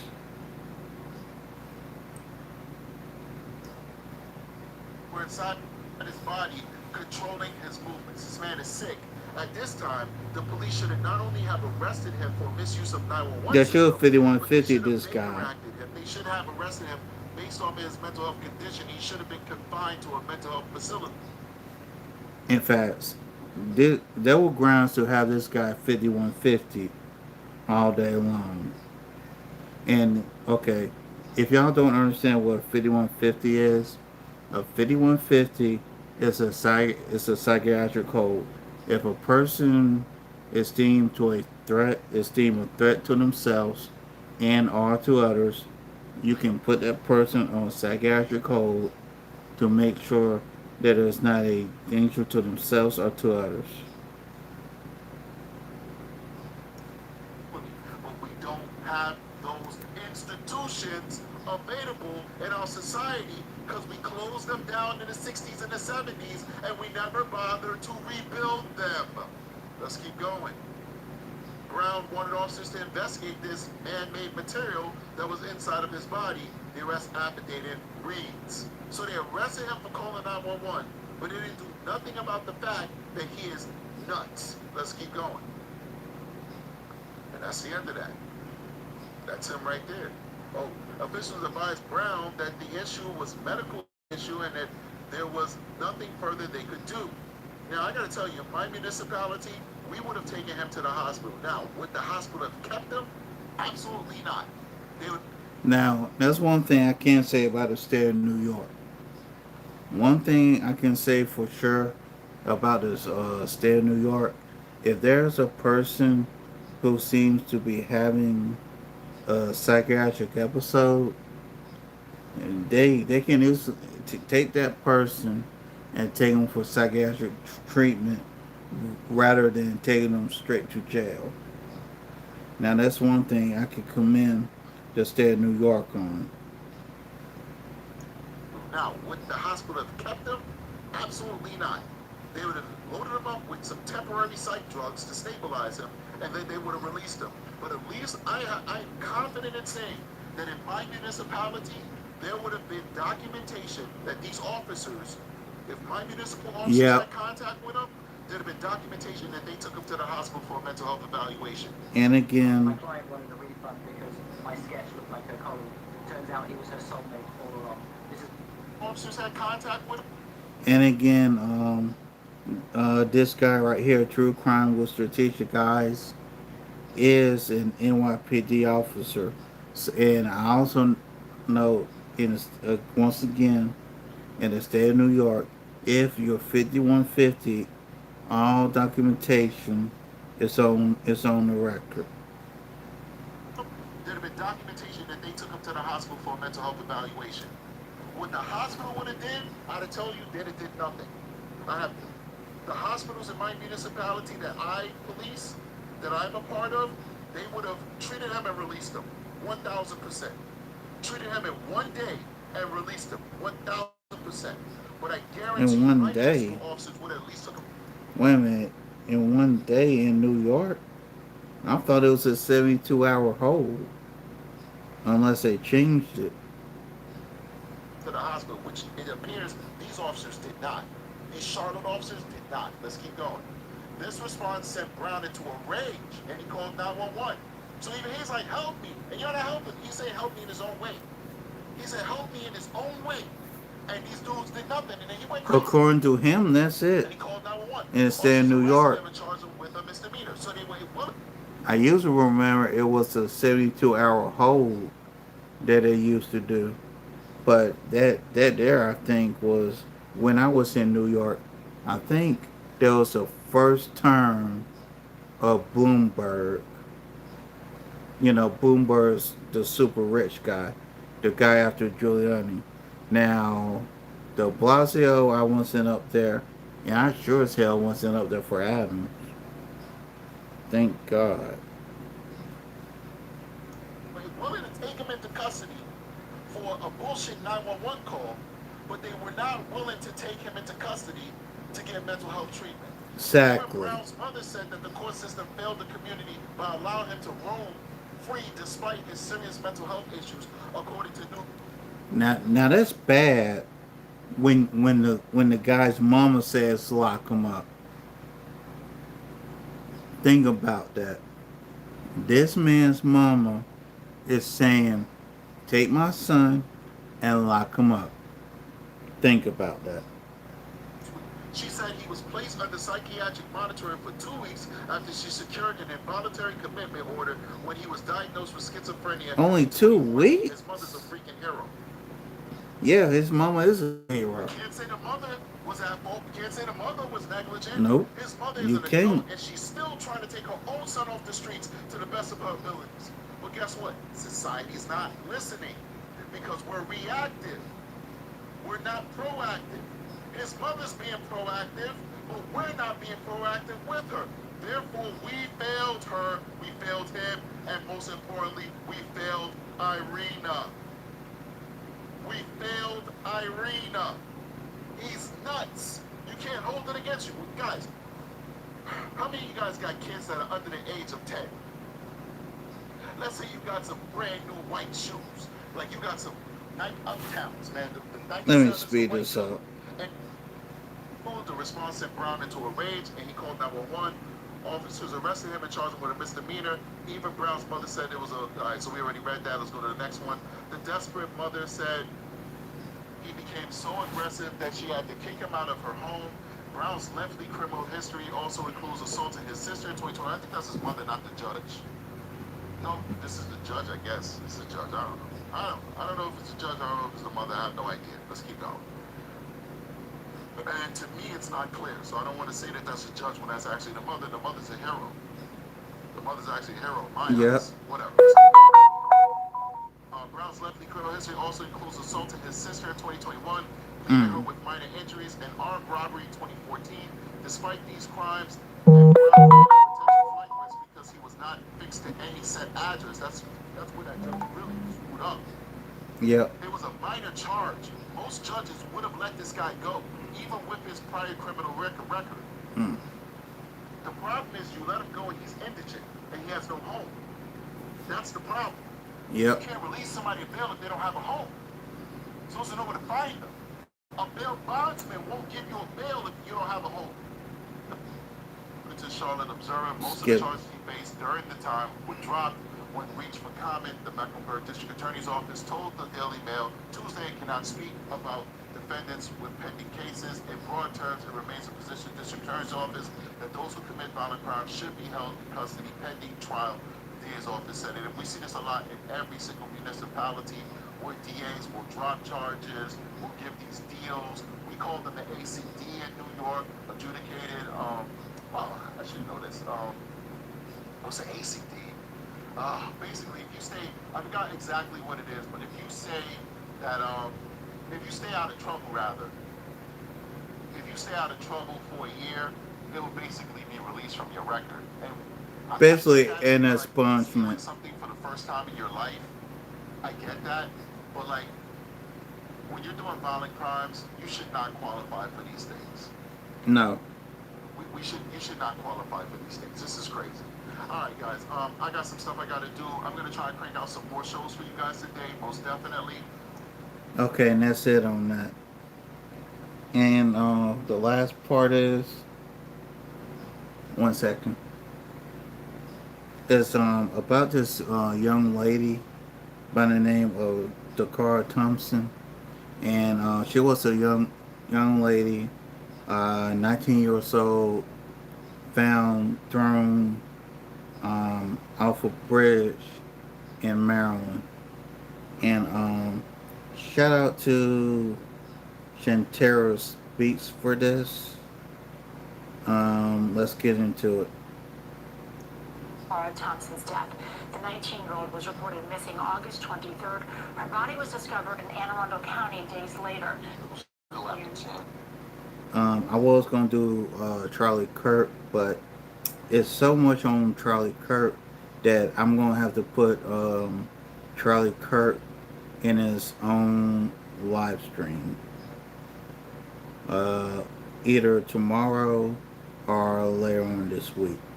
I'm not sure, but let's get into this. PM. She's seen Dad out back. He says it appears to show her walking away from the car around 1:30 a.m. Saturday morning, about 3 hours after she left her father's home. Murder occurred in the home on Cambridge Drive in Hernandez's bedroom. Her body was taken to the location that it was recovered at by Hernandez. So this is truly a heartbreaking conclusion to this missing persons case, and it has now gone from a missing persons case to a homicide investigation. Talking with these older men, conversating with them. Let's just talk about it. The way DaCara left her car and left all of her things in her car, it was like whatever the conversation was with her, she thought she was going to return back to her car. I don't know if she was meet up with him, to get something from him, or she was meet up. Again, this is not stuff that I'm seeing. This is what Shantara Speaks has. Shout out to her. Him for, a session. I'm so broken. I'm so broken. Nobody should have to experience what I'm A young woman who dedicated part of her young life to serving others. And I want that to ring home to all of you. Gentle. She is loving. She is extremely close to her parents as well as her siblings. Since August the 22nd, 2025, the family of 19-year-old Thompson searched desperately for answers. They organized multiple search efforts, did everything they could to bring her home, and held on to hope that she would be found safe. Now, at first, this was treated as a missing persons case, but it quickly captured headlines because the question remained: how does a 19-year-old girl who told her father she was just going to get gas end up at an apartment complex with her car parked in the wrong direction? Now, days later, the story took a tragic turn. DaCara's body was discovered and the case shifted from a missing person case to a murder investigation. Now, authorities say the man at the center of this case is a 35-year-old man who wasn't even permitted to be in the United States. Now, before we get into the latest updates, let's back up and look at how this case unfolded. And if you haven't already done so, please be sure to like the video and subscribe to the channel if you appreciate my content. Now, DaCara Thompson was your typical 19-year-old girl. According to her family, who you will hear from later, she was young, close to her parents and her siblings. At just 19 years old, she had completed high school and had a promising future ahead of her. From her social media, you can see that she loved doing her hair, documenting her life online, and enjoying the everyday things that made her happy. Now, so when this tragedy unfolded on August the 22nd of 2025, it shook so many people because no one could have predicted that something like this would happen to DaCara. On the night of August the 22nd, 2025, she told her father that she was heading out to get gas. She and her father had a very close relationship. So when she hadn't returned home, he sent her a text message to check on her. The text message that he wrote said, "I love you. I'm about to go to bed. I was just checking on you." DaCara replied and she said, "I got gas and I'm out. I should be back soon. I love you too. Good night." Now, to some, the fact that she said, "I should be back soon," raised questions, almost as if she may have had other plans. But her father said he fully expected her to come home just as she said. So when he woke up the next morning and realized she hadn't returned, the family made the decision to report her missing on August the 23rd, 2025. Now, I am going to play this news clip, and this is one of the initial interviews that her parents did. Now, the significance of this news clip is because the authorities have now released additional details. And from what they're saying is DaCara Thompson willingly got into this vehicle.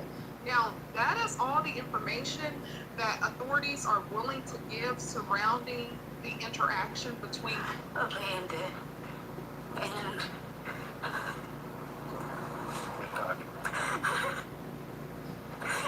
and we found our belongings in the car. So I don't know.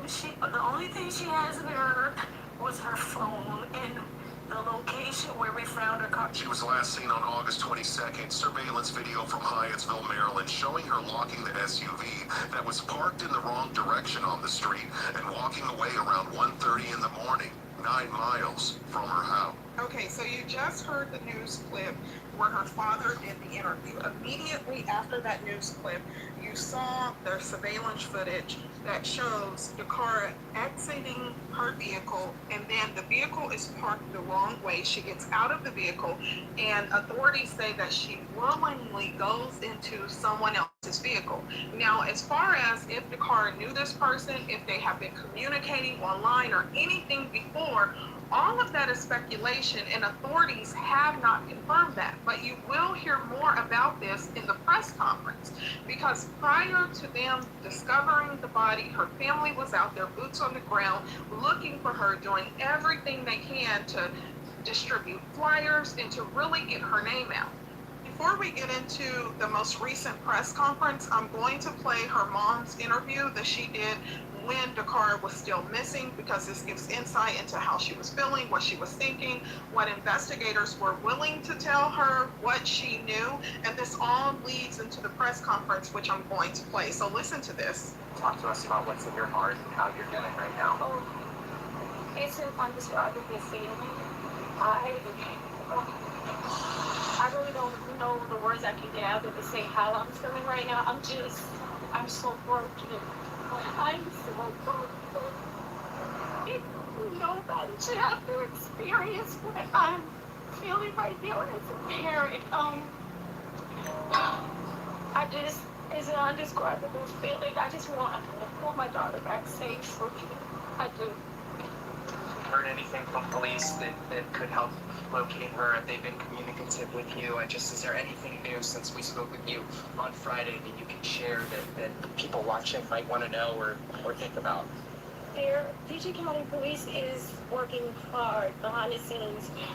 They've made this case a priority, which I appreciate so much. With our efforts and their efforts put together. And mind you, this part was before the mother found out that her daughter was deceased. And I don't wish this on anybody in any way, shape, form, and or fashion.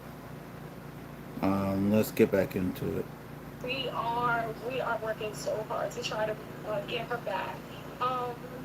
There are things that they're working on that I can't share at this time, but they are keeping in communication with us, which gives me the faith that they are working hard behind the scenes.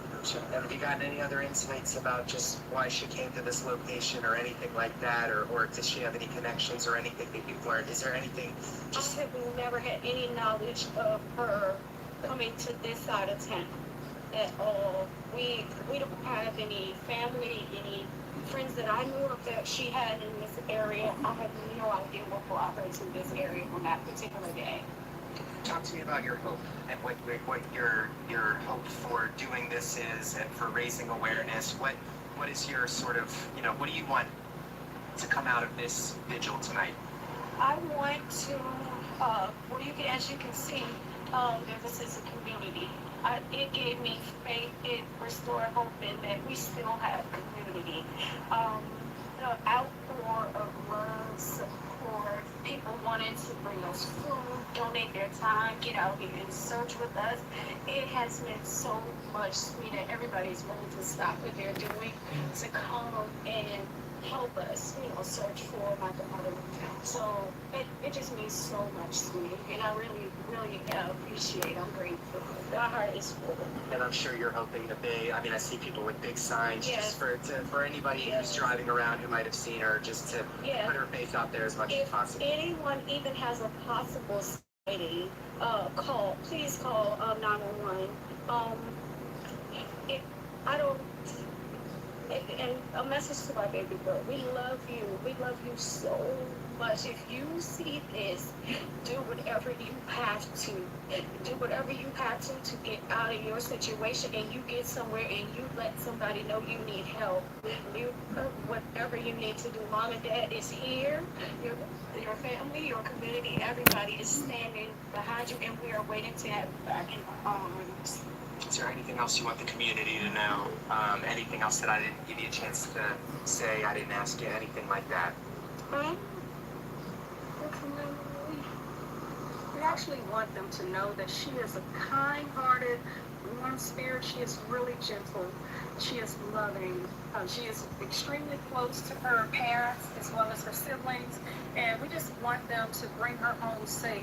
Anything that you can do to help with this effort, we would really appreciate it.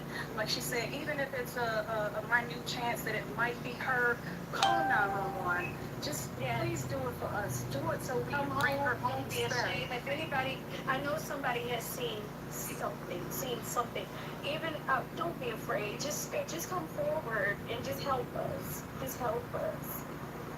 And if there's anyone that has her name is DaCara Thompson. She's loved. She's a human. She's not an object. Please send her back home to her family. And please send her back home. She's a human. She's loved, she's missed, and we need her. She's in the area. Oh, it's hard to say. It's hard to say. It's hard to say. Wherever she is, we want her home safely. Bottom line. That's it. Carmen, are there any updates on like her phone or cell phone or anything like that? No, the phone has still not been turned back on since the day she went missing. And we were unable to pin any other location past where we found her vehicle. Let's see. Nobody had used her credit card, debit cards. She still had the capabilities to use her Apple Pay, her Cash App, or if she needed to like buy food or something like that. No purchases or anything have been made since the day she went missing. Has there been any more videos that maybe ring door videos, anything that police have been able to find that may have shown her any more since then? Not that I've seen outside of the one we obtained from where her car was parked. But there are other people there that have cameras. We haven't seen them. Some people haven't been as open, been wanting to open their doors or wanting to be involved. Now, if PG has gone and obtained that, then that's something that I'm unaware of. I know we said belongings. These $60 cash, I know. What was it? It was her purse, her ID, her typical stuff that was in her purse. So her ID, her debit card, her credit card, she had $60 cash, and I'm trying to think, is there something I'm forgetting? Oh, her house keys were in the cup holder. So she had the key fob with her and the cell phone, but as soon as she reached this location, her cell phone was disabled. So, that's the part that's puzzling. That's the part that's puzzling. We have that's where the disconnect is. And when you say that she lives in, you live in Lanham, correct? Her father lives in Lanham. I live in St. Charles, Maryland. And she was living with? She just finished, she had been kind of staying at his house more since, I want to say, she was on an internship in the Lanham area. So she would stay at his house most of the time because it was quick for her to get to work. And when you say her phone is disabled, what do you mean by disabled? Yeah, what do you mean by that? At all. It was completely powered off, and I don't know. I was unable to get it to locate it anyway. I went to the store. I did everything. I mean, to the AT&T store. I tried to reach out to Apple. Everything. We were unable to locate that phone. So if I'm hearing you correctly, she left absolutely everything in the car with the exception of the key fob that locks the thing and her telephone. But the phone was turned off shortly after. Yep. Whenever that video was, and that was the one. Yeah, and that's the part that's puzzling me too. Why was the phone cut off at exactly 1:30 in the morning? Well, that's all I've seen. That I didn't. I know you're now. Is there anything else that you would just? I know you didn't hear what they said, but just how you're feeling and any reflections and things that you'd like the community to know. So you just heard the mom's interview, and at the end, the father comes in. Now, as the mom said, DaCara was doing an internship, and because the father lived closer, then she would stay with her father. So a lot of people online, because of the news interview, have been leaving comments about his lack of emotion, that he could potentially, be involved, and they have now named the suspect, which you're about to hear in this press conference. Not indicated. The police at no time, I just want to make sure I'm clear, has ever indicated that her father had anything to do with this. And in fact, there's people online that have been defending him, saying that they know him personally and that he would never do anything like this. He's broken. This has crushed him to the core. And then there was someone else that said everyone shows emotions differently. Don't do that father in that manner. We don't know what he was doing when the mom was out. Maybe he didn't want to be followed by cameras, or maybe he was handling another task with what they have at hand. Accusing want help. Instead of posting this, say and post a prayer for them. So again, prior to this arrest being announced and more details coming out, people were suspicious of the father. But now the authorities are going to provide more details. Now, right before we get into this, I do want to read this comment. This is from the mom's account because she posted one news interview on her account, and there's been a plethora of comments that have been left. Now, someone said, in that area, ICE needs to do a sweep, period. And then her reaction to that, she hearted that, and then there was another one as well. So I pray they get their daughter back safe. They need to get records from the phone provider they use. It is a way they can bring up old text messages and calls. Definitely need to start there. If it's a will, it's a way. Too much technology out there. Praying for a safe return to her family. Now, you did hear from her mom in the news interview, which she said there was some information that she couldn't disclose. So although authorities were not giving a lot of information initially, you're going to hear them say that they was heavily relying on technology, and ultimately that is what led to this arrest. So listen to this. Members of the media for showing sensitivity during the reporting of this case. We know there were questions that you had and questions that we couldn't answer due to the investigation being ongoing. On September 5th, detectives from the Prince George's County Police Department's Homicide Division developed probable cause to present charges for the murder of DaCara Thompson. This morning, criminal charges were issued for first-degree and second-degree murder. The facts of the case: 19-year-old DaCara Thompson was last seen on August the 22nd. She was reported missing the very next day. On August the 21st, her family located the vehicle in the area of Jasmine Terrace in Hyattsville, Maryland. On August 31st, what we believe to have been DaCara's body was located by the Maryland State Police Department in the area of eastbound Route 50 at Route 97. On August 23rd, in the area of University Boulevard in Hyattsville, Maryland, a short distance from her vehicle. At approximately 3 a.m., for reasons still under investigation, it appears that DaCara willfully entered a vehicle being driven by Hugo Rene Hernandez Mendez, 35-year-old male, out of Bowie, Maryland. Through investigative techniques and video review, detectives were able to track the vehicle's movement to an address on Kimber Ridge Drive in Bowie, Maryland.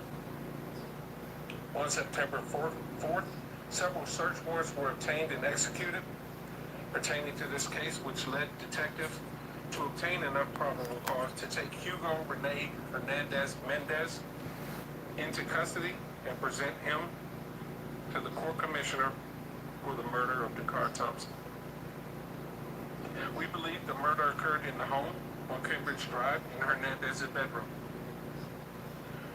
Her body was taken to the location that it was recovered at by Hernandez. At this time, there are no additional suspects. However, this investigation is ongoing. Our thoughts and prayers are with her family during this time. Detectives from the Prince George's County Police Department's Missing Persons Unit were quickly joined by the Prince George's County Police Department Homicide Unit, along with our law enforcement partners from Maryland State Police and the City of Bowie, who worked jointly and tirelessly to determine the facts of this case. Because the pre-existing relationships between our agencies, we are where we are. There's still a lot of investigative work to be done in this case, and we're asking members of the community or anyone that may have information about this case to contact us at 1-866-411-TIPS. Throughout this case, members at the highest level of our law enforcement agencies were kept abreast of every development, and cooperative decisions were made jointly. I have no words to express my appreciation for the Superintendent of the Maryland State Police, Colonel Butler, and Bowie's City Police Chief, Dwayne Preston, for their involvement. In addition to law enforcement involvement in this case, the highest level of our governments were kept abreast of this matter, and County Executive Aisha Braveboy, both of whom provided unwavering support for our teams who were conducting this investigation. Incidents like this affect our entire community. Ms. Braveboy's involvement in this case, for me, further reflects her passion for people and the community that we serve. On behalf of our department, I want to personally thank you for your support in this tough case. It meant a lot to me personally, and I appreciate it. At this point, I'll turn it over to County Executive Aisha Braveboy. Thank you so much. Thank you, Chief, and thank you to all of our public safety partners who are here with us today. But more importantly, I want to thank this community. When you found out that DaCara Thompson was missing, you answered the calls of her parents, her family, to help find her, to locate her. Because she means so much to so many. And so it is tough that we're at this point where the search is over and justice begins. I want to thank our superintendent. I want to thank also Chief Preston, the men and women of the Prince George's County Police Department and its homicide unit, as I have repeated numerous times as state's attorney, the best of the best. I want to thank you for closing this case quickly. And now we will hand this case over to our state's attorney, Tara Jackson, to seek justice. But I did want to reflect on DaCara Thompson, young 19-year-old graduate of St. Charles High School in Charles County. She was living with her father. And part of the reason she lived here is because she was working for a nonprofit, Prince George's, as part of her service year option that she decided to participate in. And that this activity is sponsored by our Governor Westmore. So this is a young woman who dedicated part of her young life to serving others. is serving others. And I want that to ring home to all of you that this is a good young woman who wanted to do good for her community. And now her community will stand behind her family as we seek justice for her. I will now turn the mic over to our superintendent, Butler. Good morning. On behalf of Governor Westmore and the entire Maryland Department of State Police family, I'd like to extend my deepest condolences to the family and friends of Ms. DaCara Thompson, a young life that was taken far too soon. Shortly before 5 p.m. on August 31st, troopers from the Maryland State Police, Annapolis-Barrett, were dispatched to the area of U.S. Route 50 between Maryland Route 424 and Interstate 97 in Anne Arundel County with a report of a disabled vehicle. Upon arrival, troopers observed a female lying unresponsive in a grassy area off the highway. Information obtained indicated that the disabled vehicle was unrelated to the investigation that we have embarked upon. Investigators from the Maryland State Police Criminal Enforcement Division South Region responded to the scene along with State Police crime scene technicians from our Forensic Services Division. They processed the scene. Shortly after, they contacted the Prince George's County Police. The Maryland State Police and the Prince George's County Police have been conducting a joint investigation into the death of Ms. DaCara Jackson.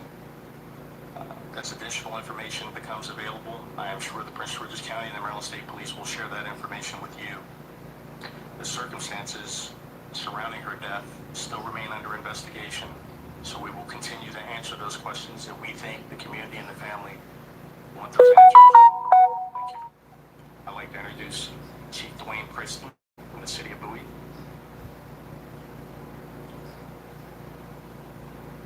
Good morning. On behalf of our City Manager, Alfred D. Lott, I want to express my condolences to the family of DaCara Thompson. Members of the Bowie Police Department have worked in great collaboration with Prince George's County Police Department and the Maryland State Police. And unfortunately, evidence led to this incident culminating in the City of Bowie. We continue to work in partnership with our strong partnerships with our law enforcement agencies, and it's our prayer that as this case matriculates through the criminal justice system, that justice will be served for the family. Thank you.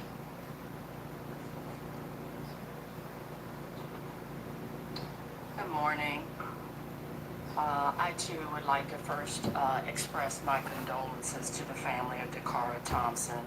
I cannot imagine the pain that the family is feeling right now, and I agree with the county executive when she says that the community is grieving with the family. I also want to thank the county executive and her leadership team, Chief Nader, Chief Preston, our Maryland State Police partners.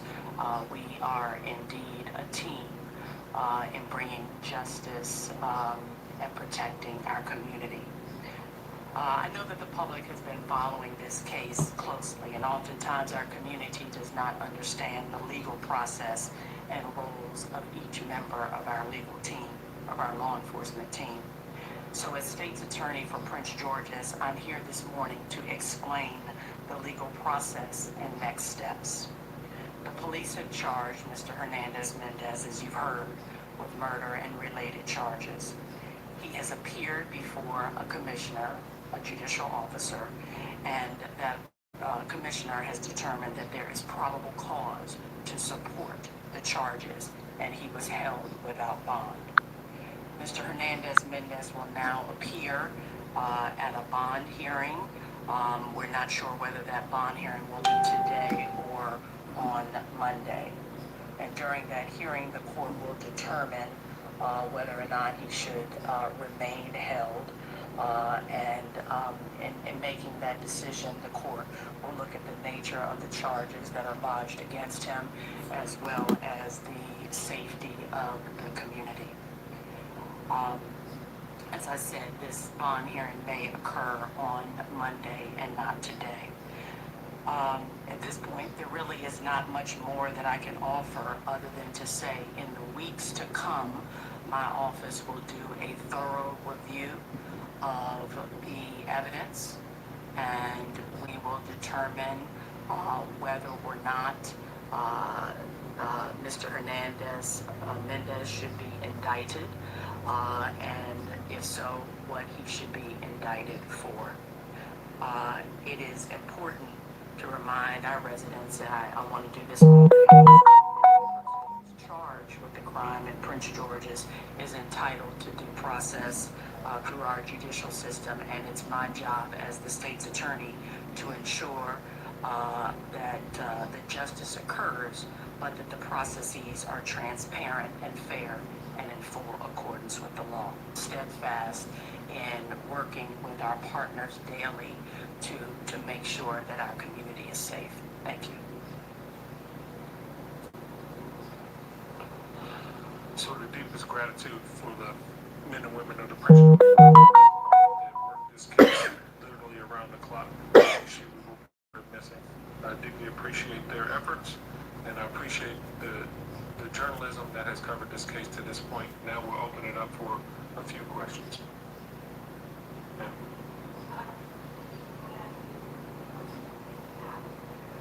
I can't even hear him that good.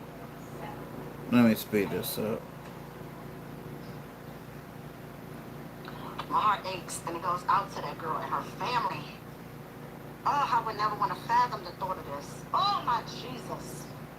The same way you took that girl up out of here in a matter of minutes, it's the same way I would have made sure that them people took your ass up out of here. And it was alleged that, I guess they met through an app, dating app, whatever. He had picked her up, took her back to the place, and that's when she was unfortunately unalived. And just for, she was a baby, 19. These people are so crazy. So I'm just saying this just to say, like, y'all please be safe. Please, even if you're meeting someone or you've been talking to them for a minute, please just be safe, because now their family has to go through something that no other family should go through. You know what I'm saying? So, RIP to her. They are. But you know the sad thing though, Cree.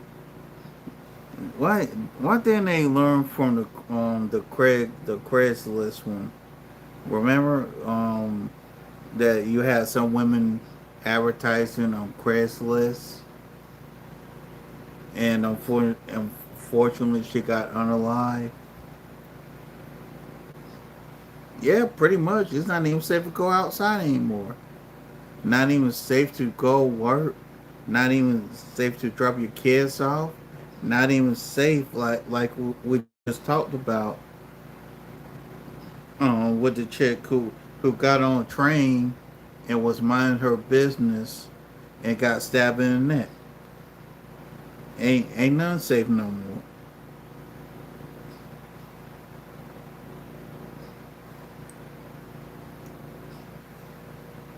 Just gotta keep your head on swivel.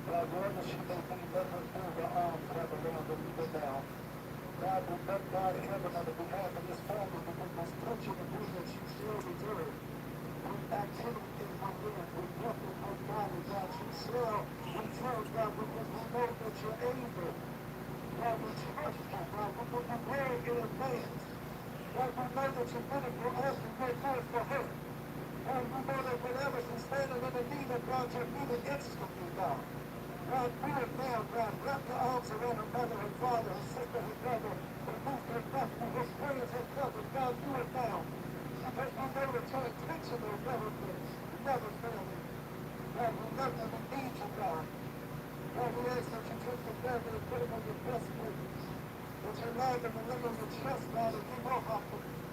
God, that we know that we're not leaning to our own understanding, God, but we acknowledge you in all our ways, God, because we know that you're able. God, we know that you're able. God, we know that you're able, and even now, God, you're turning it around. God, late in the midnight hour, the only difference is 11:59. And late in the midnight hour, when you turn it over at 12 o'clock, God, we know that the phone shall ring.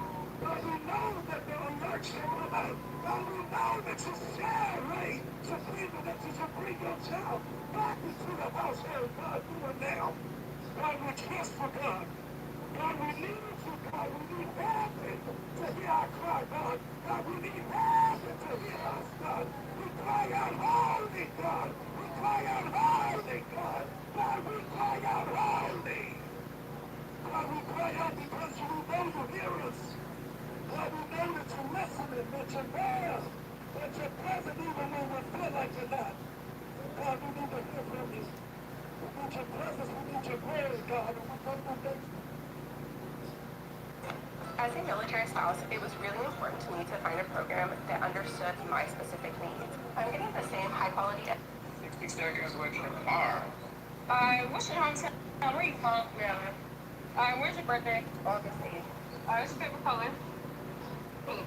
Okay, what's your dream occupation? But I really do not enjoy that a lot of these people that don't know DaCara, never heard of DaCara until what happened, are really trying to play with her image. Next question further, the defendant denied any involvement. Prince George's officials say Hernandez Mendez was in the United States illegally. She says her cousin, an immigrant from Guatemala, lived with her family and other relatives, but recently she rarely saw him, and his behavior changed. Justice will be served for DaCara.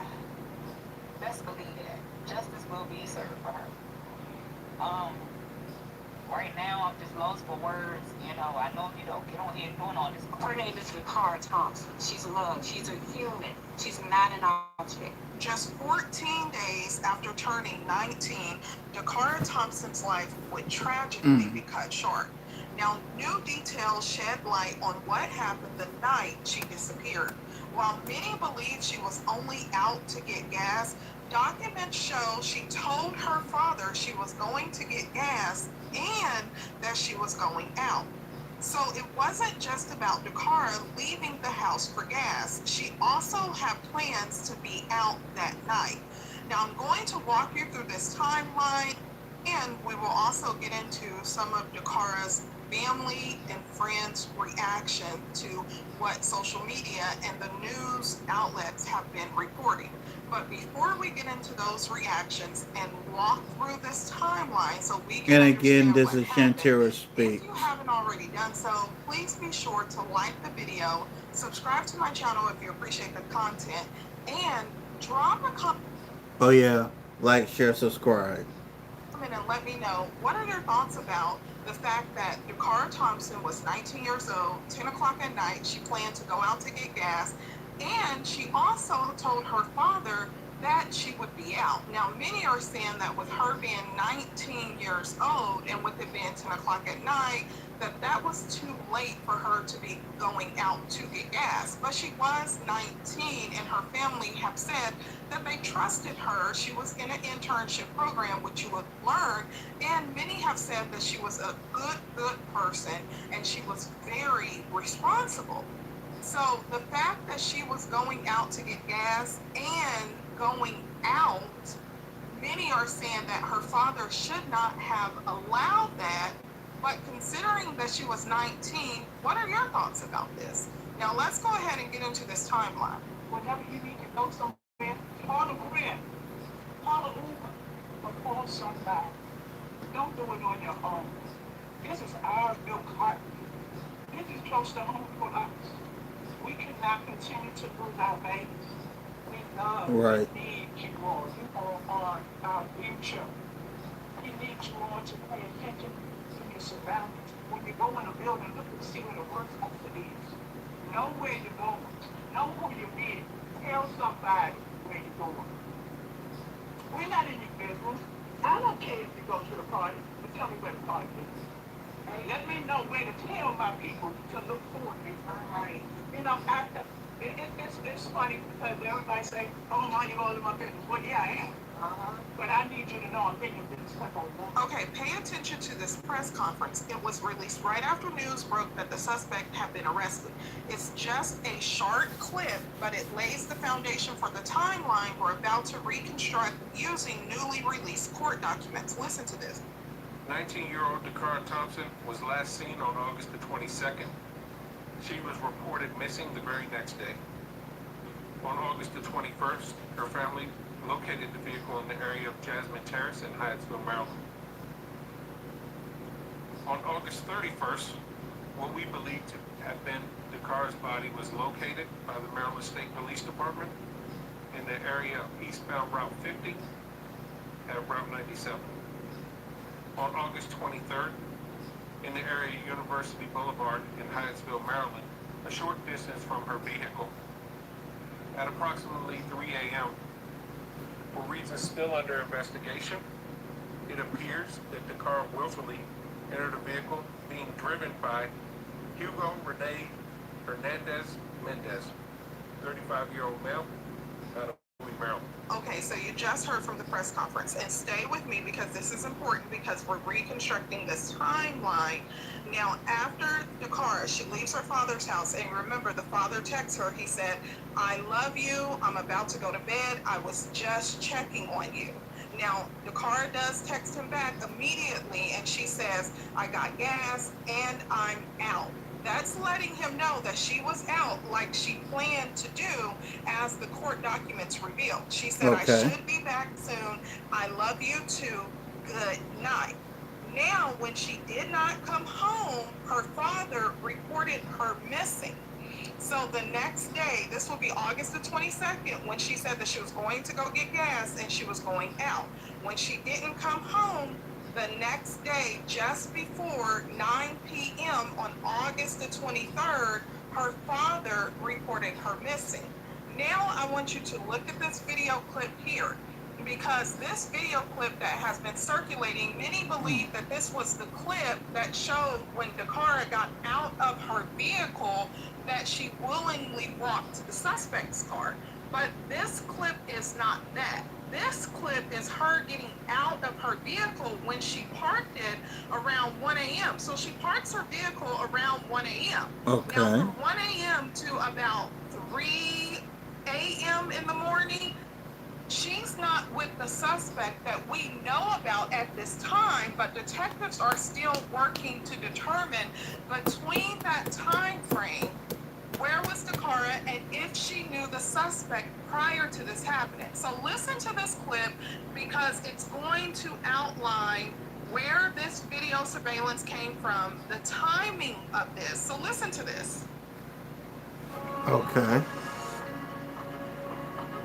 Grandparents came to America after World War II. Of this. So listen to this. Her credit card, her debit cards, and she even has $60 cash. DaCara's father gave News 4 this surveillance video allegedly taken from a home near where DaCara's SUV was found. He says it appears to show her walking away from the car around 1:30 a.m. Saturday morning, about 3 hours after she left her father's home in Lanham. Okay, so you just heard the news clip. Now, her father was able to obtain that footage from someone in the area that lives there. Based on him obtaining it, then it placed DaCara getting out her car around 1:30 a.m., which was approximately 3 hours from the time that she left her father's house. Now, we do know that DaCara did not meet up with the suspect until about 3 a.m. when she's seen on another surveillance footage that the police have not released at this point. So if authorities, they've said that they have that footage, but they have not released it. So the footage that you saw was the footage when she got out of the vehicle, and that's what her father put out because someone gave it to him. Now I'm going to play this clip because authorities questioned the suspect in this matter about where he was at. So listen to this. Telling detectives he went to a nightclub to meet his ex-girlfriend, but never did. When detectives questioned further, the defendant denied any involvement. Prince George. Okay, so as you heard, the suspect, he said that he went to a nightclub to meet his ex-girlfriend, but they were not able to meet up.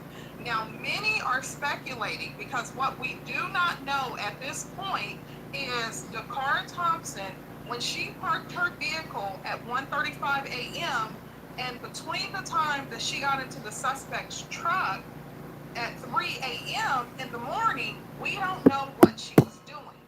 Now, many are speculating because authorities have not yet told us that. Now, many are speculating. Here's a comment that someone left say, didn't he say he was at a club on the next street from where she parked?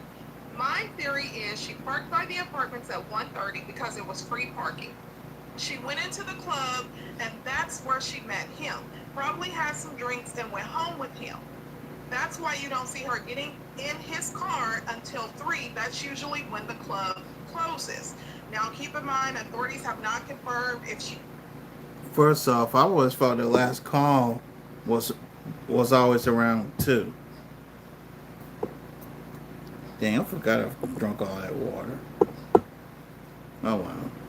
Did go to the club, where she was at. So this is online speculating that that is where she was at the club, and maybe that's where her and the suspect ended up meeting one another at the club. But authorities said they're still working to confirm where DaCara and the suspect met, and hopefully that information is revealed. Now, statement of probable cause, and it states here, and this is publicly available information, so I'm not showing anything that shouldn't be shown. It states here that, the suspect, he is responsible for what occurred to the victim, DaCara Thompson. Now, on this sheet here, it states that he is a landscaper. His income is approximately $2,400, and he pays $700 in rent. Now, what I want you to pay attention to is down here on this form that is the official court document. It states that they did a record check, and you see that the date of this at the bottom left is September the 5th, 2025, and it says record check, driver record search, yes, DV office, DVPO, yes. But then here, if you look, it says MOSOR, registered lifetime SA offender, yes. Which is interesting. Court documents in the murder and disappearance of 19-year-old DaCara.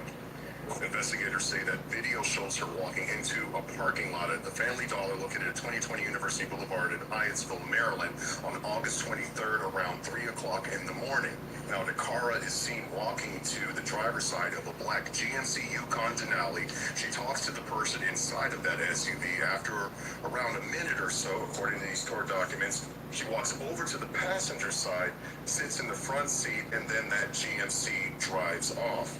Now, police say they drove to his house in Bowie and believe he killed her in his bedroom. A roommate reports hearing the defendant having sex and then a grunting noise which made it believe that someone wasn't enjoying the sex. After executing a search warrant, police found what they believed to be the victim's blood and missing fingernail, along with hair and other evidence in the bedroom and in the trash, along with multiple pairs of women's underwear and lingerie. So you just heard the news report, and up to this point, we know that the authorities have footage, surveillance footage, that shows DaCara walking over to his vehicle, talking to him, conversing for about a minute or so, and then she gets into the passenger side. From there, authorities were able to track DaCara's movement with her phone. Her phone showed that she was in the car the entire time. Now, her phone was deactivated at 5:03 a.m. So DaCara arrived at his residence at 3:47 a.m. She was there up until the time, unfortunately, that the authorities say that he removed her body from the home, and they believe this occurred in his bedroom. Now, many are saying, well, what about the roommates that were there? And I have a news clip that I'm going to play. But stay with me on this timeline. So once she gets into the car, about 3 a.m., they arrived at his home 3:47 a.m. So from 3:47 to 5:03, like I said, her cell phone was on the entire time. Her phone was deactivated at 5:03 a.m. The roommates say that they heard noises coming from the room that may not have sounded like, Now here's my question: why didn't the roommates do anything? If you heard something that sound like banging or whatever, why did you as a roommate not say, yo, what's going on? Were you a witness or were you an accomplice? That's all I want to know. Someone else was enjoying it around 5 a.m. Shortly after that, DaCara's phone is deactivated. And again, I'm going to ask this question. Were the roommates an accomplice or were they witnesses? That is all I care about at this time. Now, here's what the documents say. Detectives had the opportunity to interview the defendant, and I'm reading in part because Few more minutes, y'all, and we're done. in the news. Detectives advised the defendant of his Miranda rights, at which he freely and voluntarily waived his rights and elected to speak with detectives. The defendant advised detectives that on August the 23rd, 2025, he was at the Galaxy nightclub. Now, pay attention to this. Let it be noted that detectives know that the Galaxy nightclub is located at 2301 University Boulevard. This location is directly across from where DaCara was observed entering into the black 2007 GMC Yukon. So this was his vehicle, and then it says furthermore, the defendant advised detectives that he was in possession of the black 2007 GMC Yukon with that license plate on August the 23rd of 2025.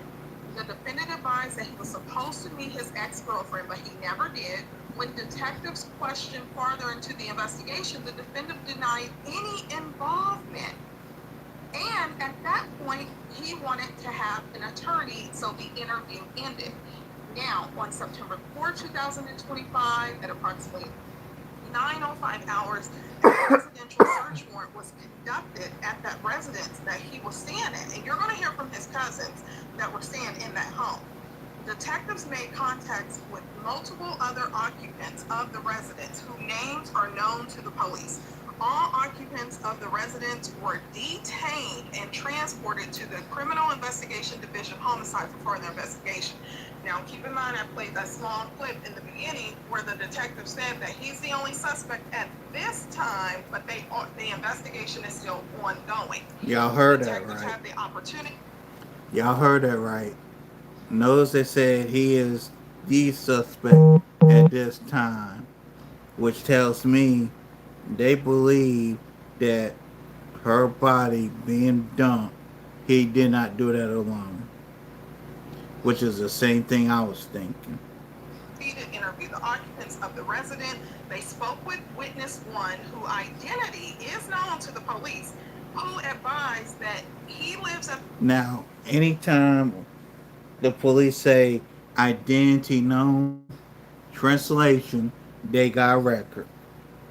Residence with his family, its cousin, who is the defendant. So this is the cousin and two other roommates. So witness one advised that the math ain't math. GMC Yukon with that license plate is registered to the cousin, but the. And me personally, I believe these witnesses are actually accomplices. Defendant is the only one who operated. So they're saying that's his vehicle. He's the only one that drives it. So, and they did state that he has a drinking problem and another problem. So the detective spoke with the witness when advised that its room is the defendant's room. Witness advised, so pay attention to this. On August the 23rd, 2025, it recalled hearing the defendant having in exchange around 500 hours. And keep in mind that I have to be respectful to YouTube, their term. So if you hear me substituting words, it's for that reason. Witness 2 advised that it could hear a grunting noise, which made it believe that someone was enjoying it. This was around 5 o'clock. DaCara Thompson's cell phone was deactivated at 5:03 a.m. That's what the police documents show. Okay, now I'm going to play this clip from the press conference related to how DaCara's body was discovered? Because many have said if it wasn't for a call, her body, it's a possibility it may not have been found, but we don't. It's able to be upon arrival, troopers observed I'll be back in a female second, lying y'all. unresponsive in a grassy area off the highway. Need a bathroom right break. behind me, but today there were federal agents back here to arrest a different man. Now the cousin of Hugo Hernandez Mendez tells me that they found blood inside her cousin's bedroom, that blood belonging to DaCara Thompson. It's in the side bedroom of this Bowie home where investigators say DaCara Thompson was killed. I never thought a family member would do something like that. We are distraught. The cousin of Hugo Hernandez Mendez agreed to speak only if her face was not shown. We will call her Maria. She says her cousin, an immigrant from Guatemala, lived with her family and other relatives, but recently she rarely saw him and his behavior changed. So as you heard from the cousin in the news clip, she states that he lived there in the home and that she said that he had started acting strange. But some have pointed out that she didn't defend him. She didn't say that, I can't believe he's charged with this. It's not in his character. She said the opposite of he has started acting strange. Now, she is going to give a message to DaCara's parents, but some neighbors reacted to the news as well, so I'm going to play that. But I wanted to point this out, is that there were a witness 3 and 4 that was also in the home.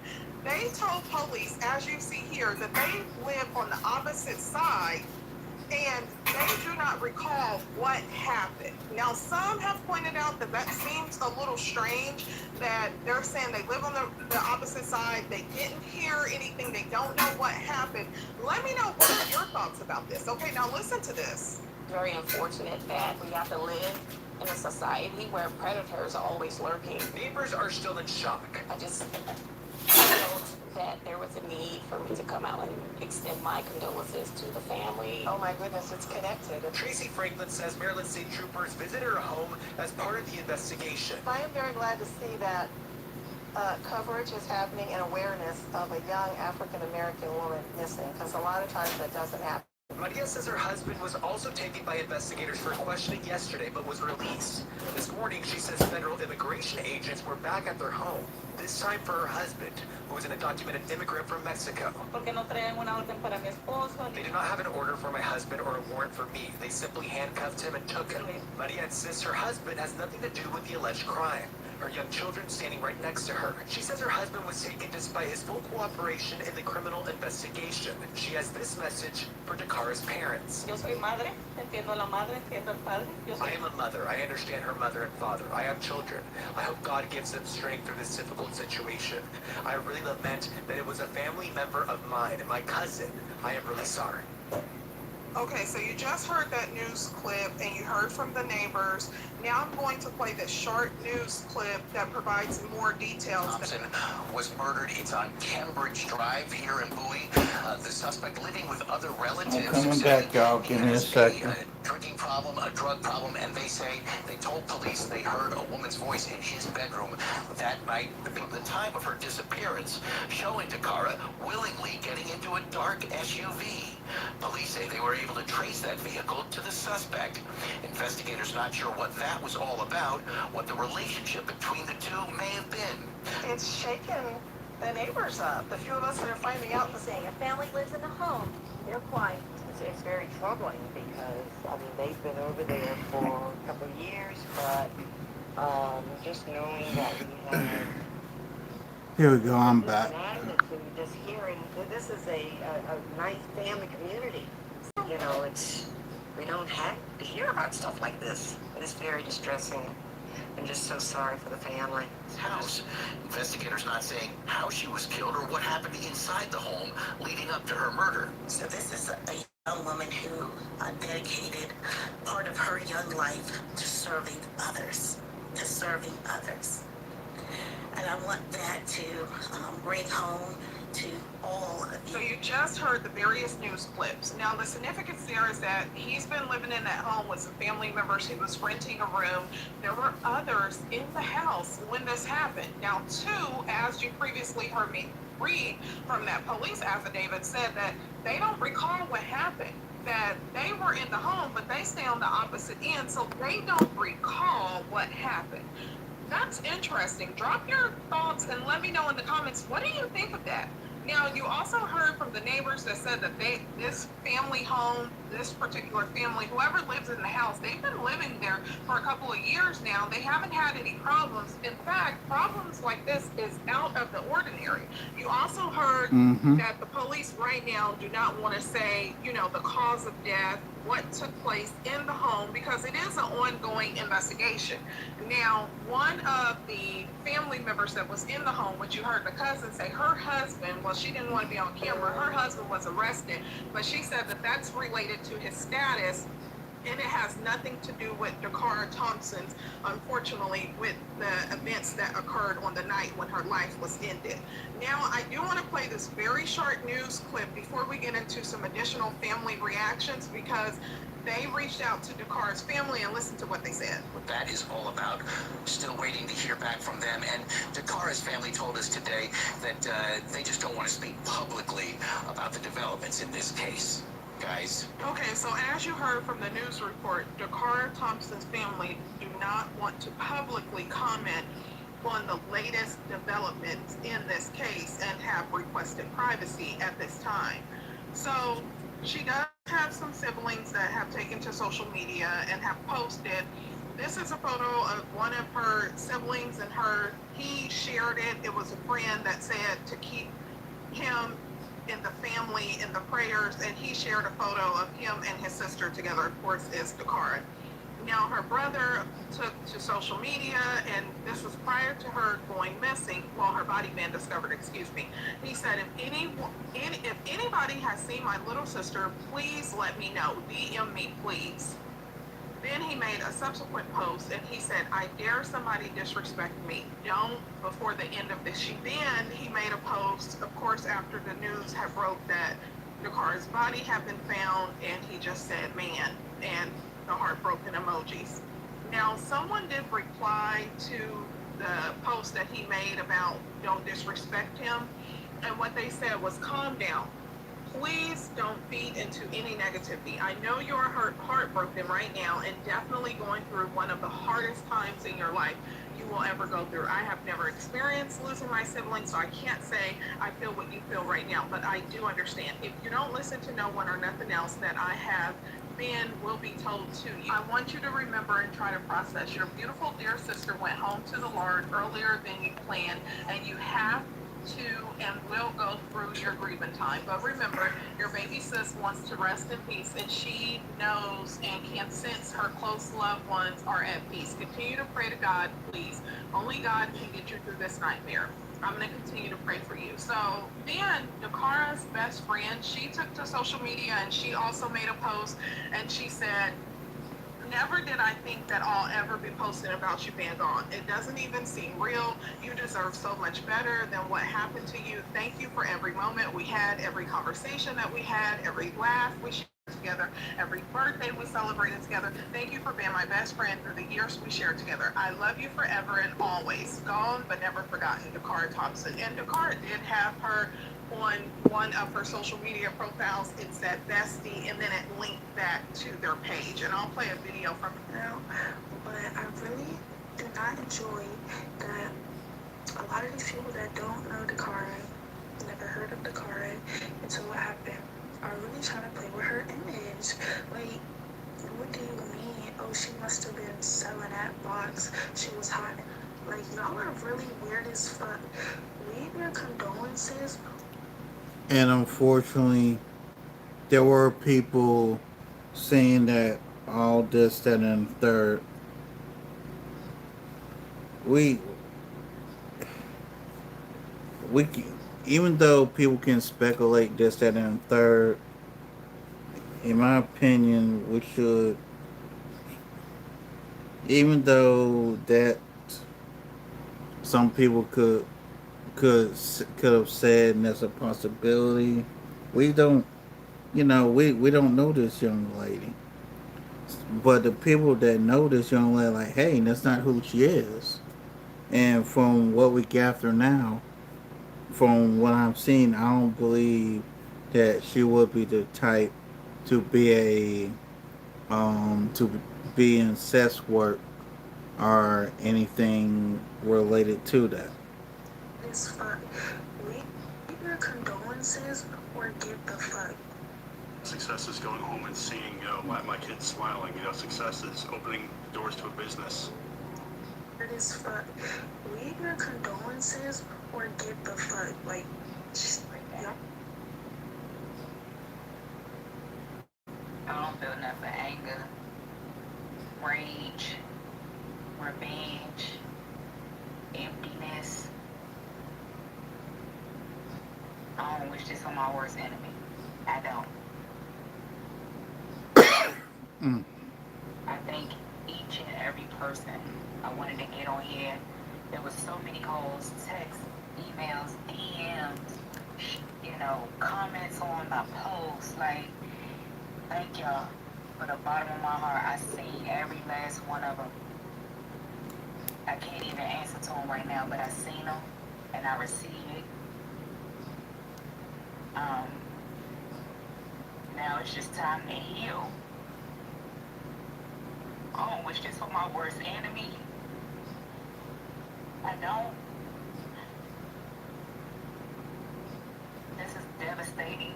This is very devastating, but from the bottom of my heart, I thank every last one of y'all that sent a prayer, that sent a call, that sent a text. Thank you. Thank you, thank you so much. Justice will be served for DaCara. Best believe that. Justice will be served for her. Right now, I'm just lost for words. I know you don't get on here doing all this crying shit, but this shit hurt. I just thank y'all from the bottom of my heart. I thank you all for your love and your prayers.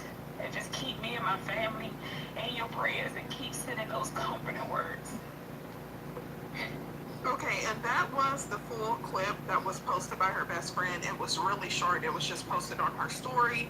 Now, another friend said, I love you so much, heart. I'll miss you forever, and I'll never let your name die. She posted this, and she also shared this video of them.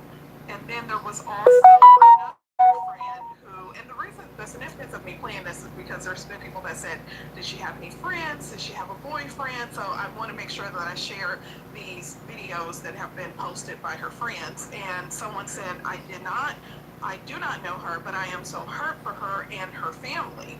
And then she replied and she said, I am also hurt by the news, but at least we have the closure of knowing the man who did this is locked away and she is at peace now. So that is what one of her friends commented, and they shared this short video of them together.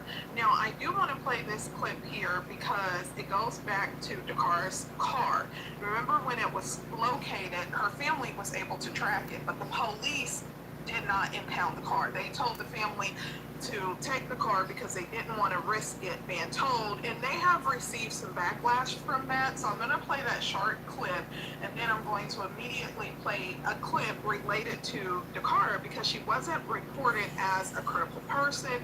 They said that flyers and awareness from the police, well, not flyers, excuse me, but pictures from the police was not initially put out, a photo on their social media account. So listen to that. They called police, who they say never searched the car, but instead told them to take it home.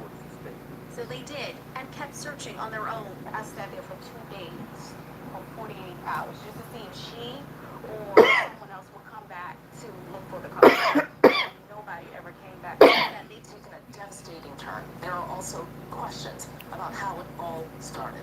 Prince George's County Police have said that once they were notified about the case, they began investigating areas where Thompson was last seen. They produced a flyer that was distributed, but initially, the department did not reach out to news outlets or publish Thompson's picture on their blog or their X account. I've spoken with Prince George's County Police about why. It was explained to me that because Thompson was a healthy adult, her case was not considered critical.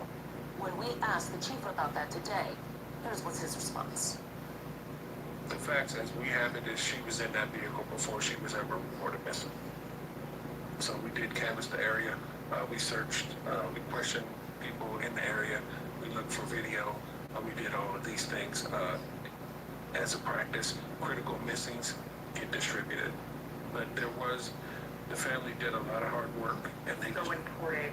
As soon as that missing persons case is filed, it gets a flyer and it becomes disseminated all over the media, social media platforms, sharing it with the general public. And that right there is the first step, because the community can't help you in finding someone if the community is not aware that someone is missing. And so just those first 24 to 48 hours, those are the most critical moments. Again, Prince George's County Police say they did distribute flyers and investigate, although in terms of social media and media outreach, this was initially more of a grassroots effort, in large part because of her age. But this gives everyone an opportunity to learn a little bit more about how these decisions are made. You heard what Black and Missing had to say about it. They want every case to be treated like it's critical because of those initial hours. But, you know, as you heard from the chief there are a lot of questions in terms of timing on whether that would have made a difference with when it was reported missing. Okay, so you did hear the authorities say that when the missing persons report was filed, DaCara Thompson had already gotten in that car and her life was ended. The missing persons report was filed on August the 23rd around 9 p.m. as we discussed earlier. So at this point, the roommates, they said August the 23rd around 3 o'clock in the morning, they heard some noise in the room. At 3:05 a.m., DaCara's cell phone was disabled. So the significance of that is the authority has been getting the police have been receiving backlash because of not posting DaCara's photo on social media. And from the missing children, you know, the representative there said, no matter the circumstances, that's the bare minimum. That should have been done. But the police is saying that in this case, it would not have made a difference. What are your thoughts about that? Now, there have been questions such as if DaCara had a boyfriend. That is not publicly confirmed by her family or her friends. Now, on the day, August the 22nd, that she left her father's house and she said she was going to go get gas, she was active on social media making reposts. So one of the reposts that she reposted was related to ex-boyfriends, and I'm going to play that. Now, keep in mind that this video, I'm not implying that this has anything to do with the case. And I also want to highlight a comment because her mom on social media, her mom had parted this comment. And what this comment said is, I don't think drugs was involved. I do believe with her being young, her parents maybe didn't know much about her dating life. Possibly a guy is involved, and maybe they were having a briefing and gone wrong. I'm not sure. I hope she comes up alive. Now, keep in mind this was prior to her body being discovered when her mom had heard this, but, you know, her mom didn't heart every comment. And I'm not implying that this means that she agrees with it. I'm really the ex that nobody got a fucking word about. I promise you. I'm not a threat. Oh, God, I'm not. Baby, I'm not stalking you. I'm not checking for you. I don't got my friends watching your page. I don't got nothing. I don't even got no fucking fake page to watch your fucking page.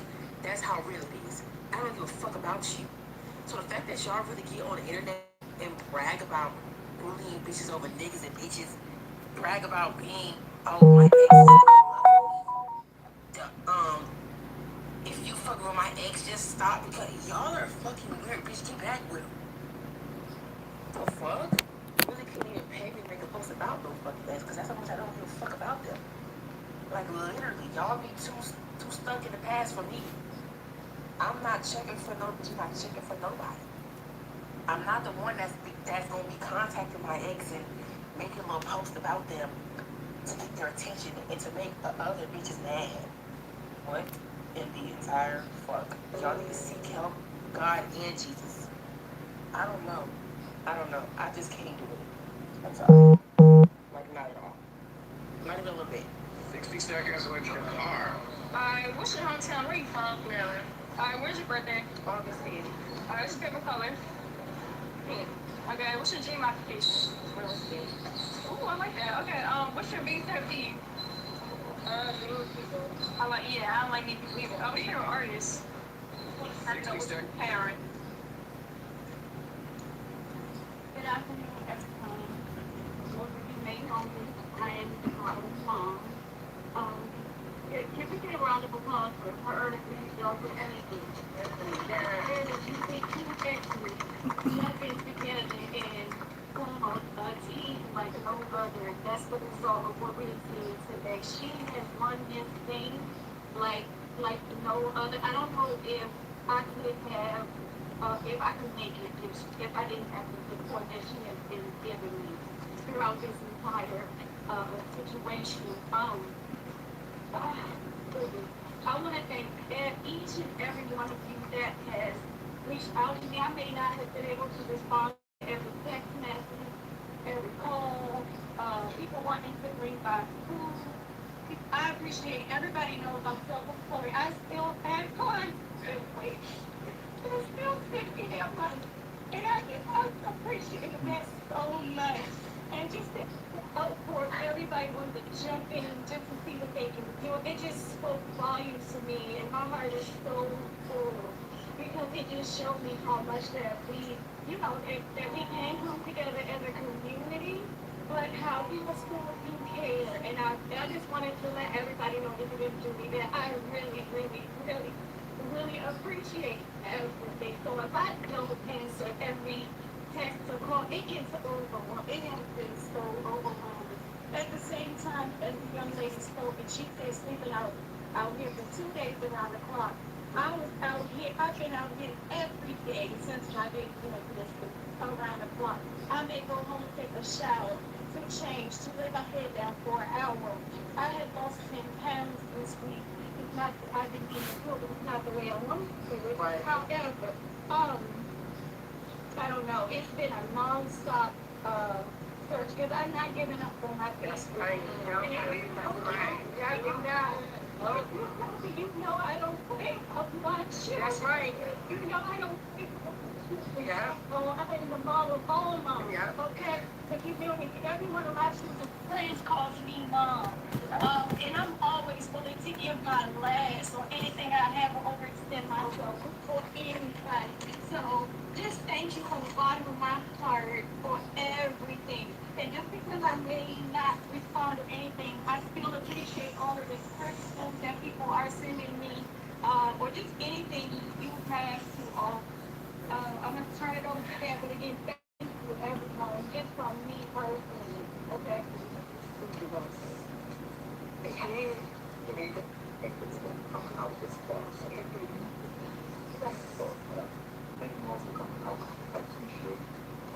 I get all the texts, I get all the messages. I'm not responding while I'm trying, but I just want you all to know I appreciate you. Every social, everything, every little bit that I definitely appreciate. I'm going to continue to look forward. I'm on it every day. I'm going to move whatever it takes. Any help, any tip, anybody, see anybody, thank you, sir. Don't even brush it off. I appreciate it. I really don't know what to say. I haven't stood up. I definitely appreciate it. Each one of you guys. All found missing is one too many. It is. Where you've constantly been told what you can't do. We're almost done, y'all. Bear with me just about 2 more minutes. All found missing is one too many. And I like to say a prayer for DaCara.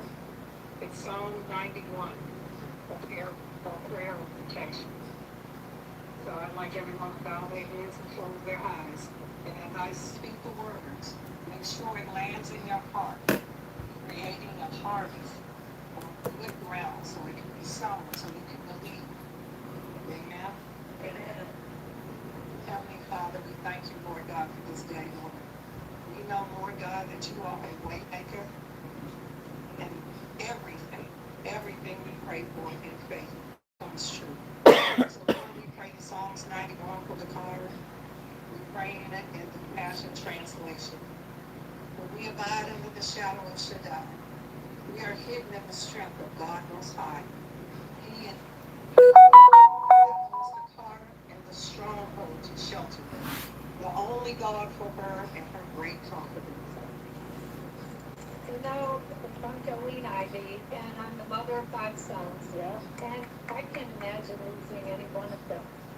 Somebody, like, with my permission, took one of my kids for a couple of days, but she hid her cell phone in her, I don't know where, but she wasn't answering it. I was having a heart attack, and I was calling all the hospitals and big departments between here and Richmond. And when she finally called me, she was very nonchalant. And I was like, lady, I know I have 5 sons and you have one, but there's not one of mine that I can lose. That's right. Right? So we are here with you. I can't imagine what you're going through. I really can't. And I'm just heartened by the prayers that I heard on the way in. Because I remember being in church some years ago, and there was a missing toddler, and they couldn't figure out what happened to this little boy. And it turned out we were in church praying for this child. Well, the child had just wandered off into an empty apartment and got himself locked in. And they found him safe and sound. Thank So God. it seemed like a miracle, but I believe God was there, and God is here with me. So we're with you. Juanita said everything that needs to be said. I'll give you myself if you need it. And, we'll be in touch. But myself, you can take it down. It's 301 437. Okay. Um, that's it for tonight. Um, about Charlie Kirk, real quick before I get into the other two ladies. Um, I'm going to talk about that either tomorrow or later on this week. Um, about the Colorado, what happened in Colorado, it, it should have no business of happening. We Sandy Hook was supposed to be our wake up call. Unfortunately, our politicians evidently did not hear that wake up call. To the young lady that lost her life in Charlotte, may she rest in peace. And to DaCara Thompson, may she rest in peace. With that being said, um, before I say um, good night, good night, and all that good stuff, let us have the desire to be. Oh, you're welcome, Cricker. You're welcome. What was you saying? Yeah, I'm gonna be done in about a minute. um, with that being said, to what happened in Colorado, Sandy Hook was supposed to be our wake up call. Evidently, the politicians really just don't give a damn. Is the way I see it. And with the young lady in Charlotte, you too, Cree. And with DaCara Thompson, may their souls be at rest. With that being said, do your best to at least be a good person. Well, a decent person at least.